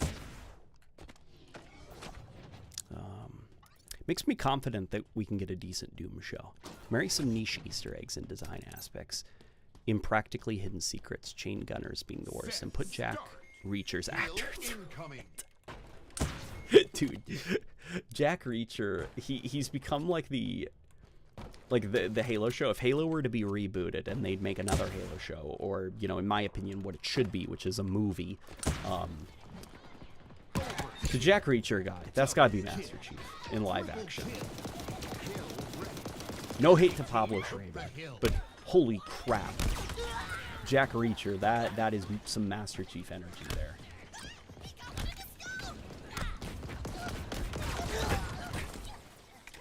And yeah, Jack Reacher would make for a fucking sick Doomslayer. It also helps that he just looks like the Doomslayer as well, like physically, his face. He's got that like meathead look to him that Doomslayer has. Late Night, not to disappoint you, but most big Elder Scrolls and Fallout modders have refused to work on Starfield. Mods will come out for that game quite slowly. Well, I think the reason that... So, the official mod tools aren't even out. So, it's not like they... It's not like, I guess, like that threat is... You know, it's like, well, of course you're not going to make crazy mods for it. You don't even have the mod tools yet. And then when the mod tools do release, I am not expecting them to stick to their word. Like, hating on Starfield right now is the popular thing to do. Once the hatred is done and everyone goes away, there's going to be Starfield mods. There's going to be a lot of Starfield mods. Reinforcements. Skyrim took a while to get the ball rolling too. Yeah, Starfield, I see great things on the horizon for Starfield. In fact, Starfield, I liked that game a lot. Like, I really liked Starfield. It's probably one of my favorite games released in a little while, or at least a game that stuck with me. Not that it's like flawless. That's not to say it's, you know, oh my god, it's better than Baldur's Gate and Tears of the Kingdom and everything.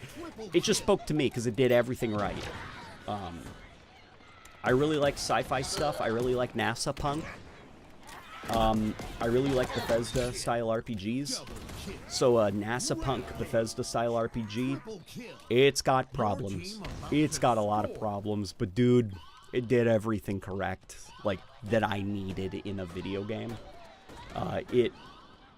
It did it messily, but it's the only thing out there right now that is kind of exactly what I wanted from a sci-fi game, and I liked it because of it.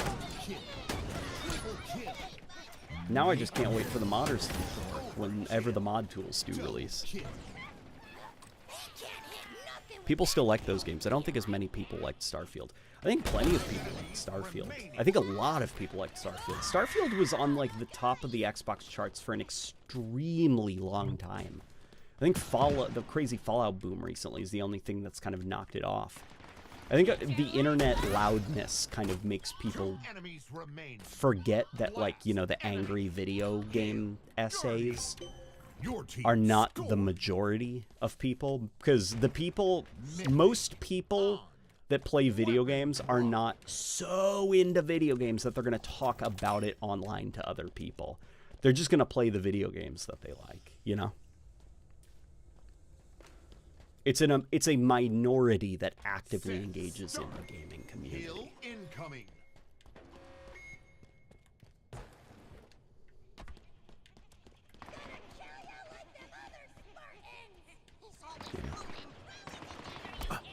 That would be an amazing one-off video. I just love NASA Punk. Yeah, that would be a fun video, wouldn't it? Yeah, I like NASA Punk. NASA Punk is a fun aesthetic. Like, all of those Starfield guns, I didn't want to sell any of them just because I was like, this is so fucking cool. It looks like a NASA spaceship but turned into a pistol. Or a shotgun or something. And there was like a video of like a gun nut who was like, the Starfield has cursed weapons because the mechanism and this thing. I'm like, dude, I don't care. Like, I don't care. I just like NASA Punk aesthetic. Like, these guns look cool to me. It looks like a NASA toaster oven, but it's a shotgun. Like, it's just cool stuff, man.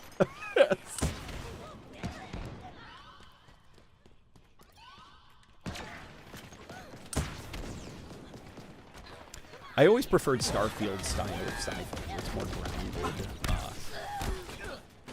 where it's more grounded and real compared to the fantasy stuff in space.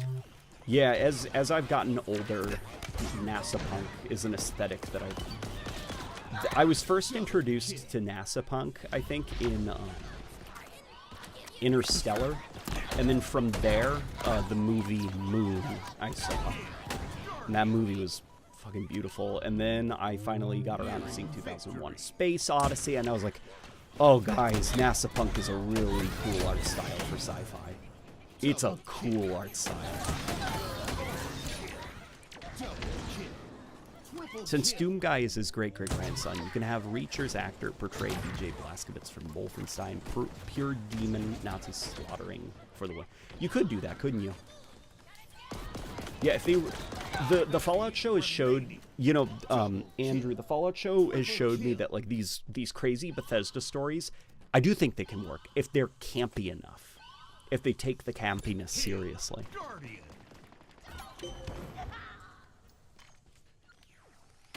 Yeah. 2 enemies remaining. Yeah, I don't know. Maybe it also helps that, like, I guess just being, you know, married, I'm seeing the stuff that I love about games more than I'm seeing the stuff that I hate when I was, like, alone, you know, and miserable and cynical into myself. So, like, Starfield, it was fun playing Starfield with my wife watching because she wasn't familiar with Bethesda-style RPGs. So it was so cool, her reaction to the, you know, admittedly, like, kind of shallow drama that was going on in that game. We did the, what's that mission with the evil corporate companies that are doing the mind control shit? Either way, we played through that storyline, and she was like, don't play without me. Like, don't play it without me. Like, because she wanted to do all the dialogue options. You know, and she was so excited when we'd be setting up a trap for one of the corporate people, and then we go into the boardroom, and it's like, I have so much experience playing games, and I know that, like, Starfield's narrative, like, the writing isn't, like, the deepest thing in the world, but, like, for her seeing, like, hours and hours of choices finally leading up to this thing happening, like, I was there with her, I was having fun, I was like, this is cool, you know? And so, yeah, like, I don't know, like, like the constant complaining and stuff about, you know, like Bethesda this, like Starfield that, Fallout this, the Fallout show sucks. I'm just like, guys, I guess I choose to just enjoy things. If that makes me like the angry consumer or whatever, like, fine. Now, let's talk about Halo and how it's very bad. No, that's okay. I'm probably going to do one more game, okay? How do you think your wife would think if you blew up Megaton? Oh, God. To be honest, she'd probably be the one to suggest blowing up Megaton. Like, in the Starfield questline with the mind control chips, she told me to just let them sell the mind control chips. Hi, Big Bert. Hi, Titi. The Shih Tzu is staring at me. Look at this, guys. Hi, Titi. What is it, buddy? What is it, buddy? Yeah, that's my boy.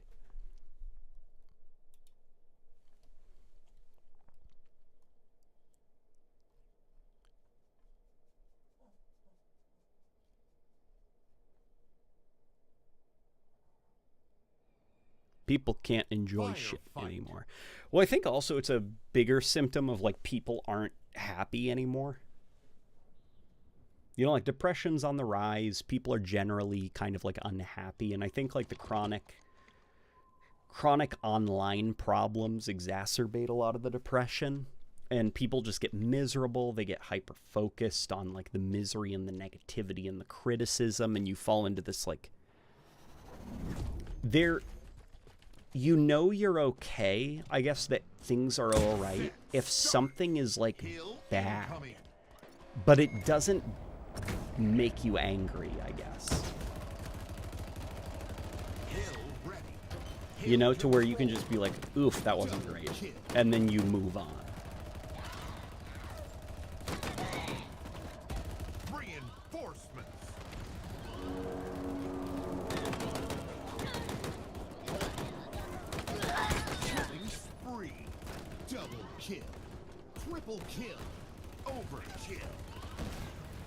Ignorance is bliss, but ignoring the negatives of something is just as unhealthy as only focusing on negatives of something. I recognize the negatives of the Fallout show, but I still...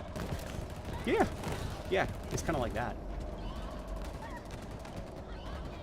What is this? Oh, this is that sniper rifle, right? The Halo Wars themed one. Man. The microtransactions, the cosmetic stuff, it sucks that this is kind of what Halo Infinite is now, you know, because it takes a lot to, like, make these art assets, and it's easier to make it a cosmetic that you pay money for than make it a sandbox edition. I almost, like, with Halo 5, I didn't like that the, like, weapon variants were kind of like, we took a shotgun and we gave it an ugly skin. Now it's a completely new weapon. I didn't like that, but I think I would take that over, like, all of these super varied, like, weapon models, but none of them are actually, like, additions to the sandbox. They're purely cosmetic stuff, because it's taking away resources from making new weapons.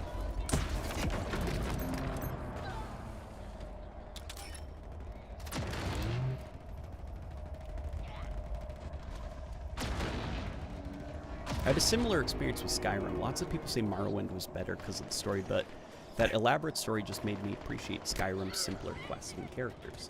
Yeah, and some people like that, you know?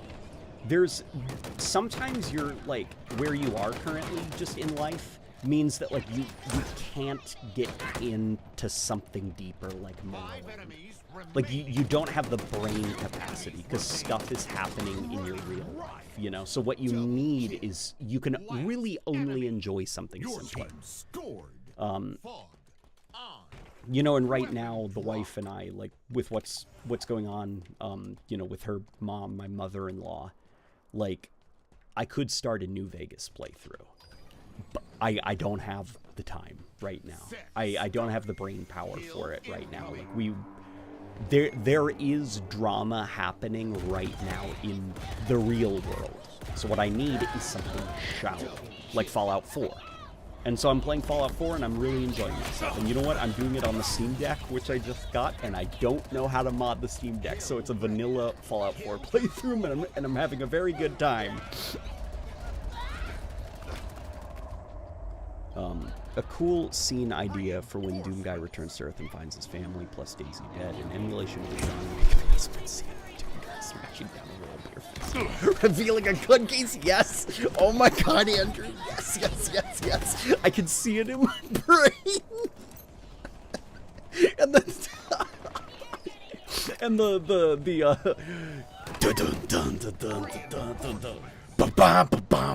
like the music playing with the reveal of all the guns behind the wall. Yes! Holy crap, you're a genius. I don't like how people compare Baldur's Gate 3 and Starfield. Both games are very different, and Baldur's Gate 3 had 3 years of early access for them to iron out the kinks. Yeah, it's like, guys, like, totally different audiences. Totally different audiences. You know, Starfield deliberately, intentionally was not trying to be this, like, you know, like this, just like, you know, boobs, sex, crazy stuff, drama, like, that's not what it was trying to do. It was trying to be this very approachable, NASA punk, like, kind of like straightforward, you know, for all ages type space RPG. It's like criticizing an apple for not being an orange. It's like, look at you, loser. You're not an orange. You're just an apple. Loser, you should have been an orange. It wasn't trying to be an orange. It was trying to be an apple. And that's not to say that you know, that Starfield is flawless, because it's obviously not flawless. The instancing is very annoying, and I do hope someday Bethesda's writing, I guess, gets a little bit better, because it is kind of like annoying. It is annoying, I guess, that it's just some of their... You could have... So, like, I think that the Fallout show is actually, like, a great example of the more morally simplistic writing, but done confidently and cleverly and well. You know, because, like, the Fallout show, it's not very complicated. Like, it's very kind of, like, simple and straightforward as far as Fallout goes. But it's a lot more clever, I think, than, like, Fallout 3 and Fallout 4, which were going for the same kinds of things, narratively speaking. I wish that Bethesda's Fallout games were a little bit better written like the Fallout show. If they're going to keep the more simplistic narrative stuff, at least make it so that the dialogue and characters and general writing is more up to snuff like the Fallout show. Keep your simplicity, just make sure it's a little bit snappier.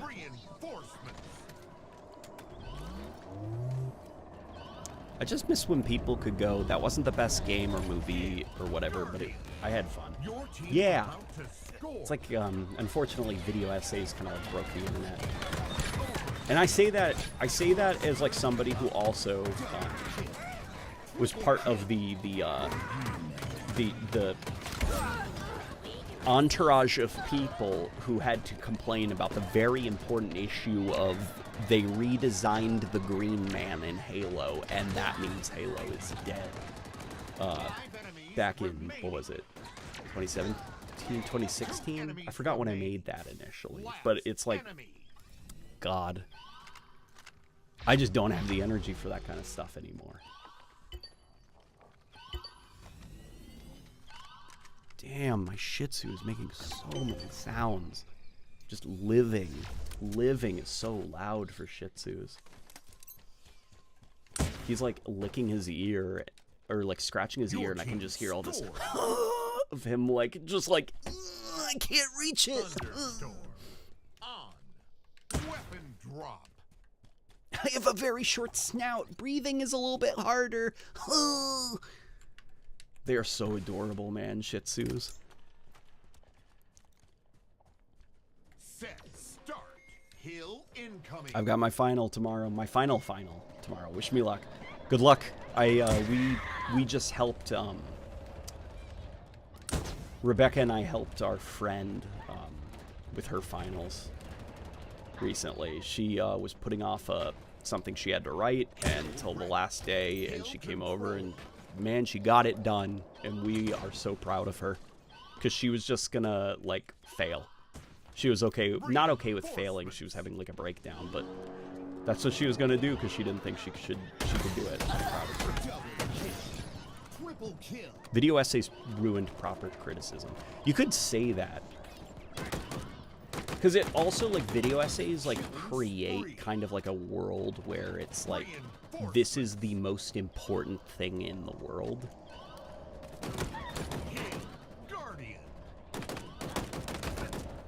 And the video essays, like, they unfortunately also because of the documentary style presentation, they give off an aura of, like, authority, you know, that this is the authority of things. And opinions are subjective, you know. Obviously some opinions are more popular than others, but I guess they're very one-sided, and they don't take the other views into account.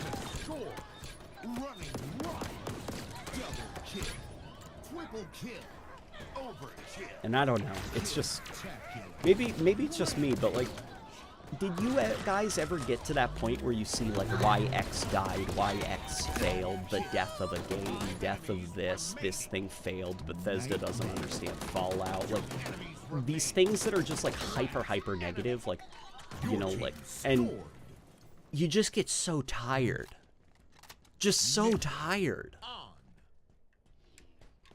Like, I've now gotten to the point where I've done the, you know, not recommended stuff for video essays. And that comes from, you know, like, my evolution videos and stuff. Which even the evolution videos, I want to try to get away from, like, the criticism aspect of it. I guess be a little bit more neutral.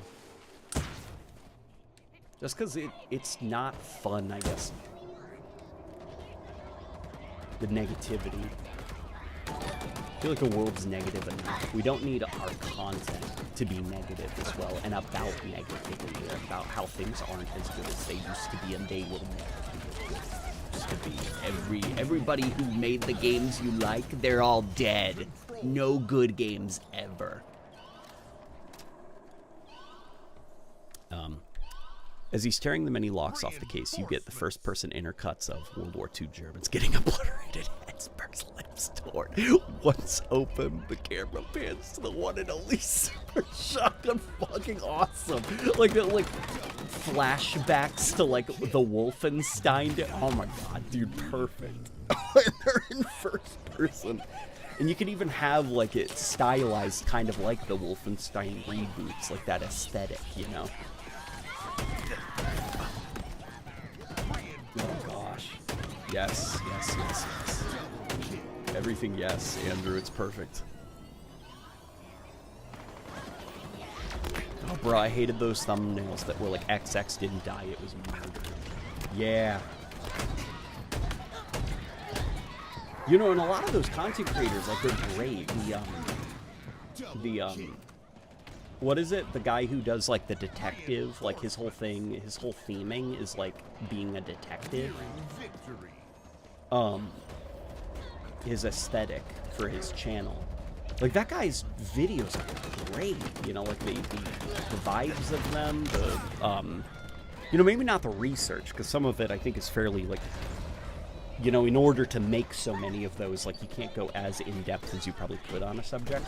Like, they're entertaining and stuff, but it's just the fact that they're all about why a thing failed. And not that, you know, the thing didn't fail, you're just trying to make it seem like the things he's talking about, like, yeah, they did all fail. And the reasons that they failed are very well outlined in the video I made. But I guess just the constant talking about the things that failed, I guess, does it ever get tiring? Like, surely that gets to a person, I guess. Like, it definitely gets to me sometimes when I, you know, just live in that constant world of criticism. And that's why I'm trying to get a lot of those video essays out of my subscription feed, because so many of them are geared towards why X dead. Well, why X is dead, why X failed, why X is dying, why X was murdered, or, you know, whatever. But, yeah. All right, guys, it is 11:30 where I am, so I'm going to go get some sleep with the wifey. Hope you all enjoyed the stream. This was actually a lot of fun, guys. It's good to be back. I'm still working on the evolution of the jackals, I promise. Evolution of the jackals is coming along very slowly, slower than I would like, but I appreciate the patience just with everything going through, you know, that we're going through, I should say. Yeah. All right, guys. I shall see you all later. Thank you for joining the stream.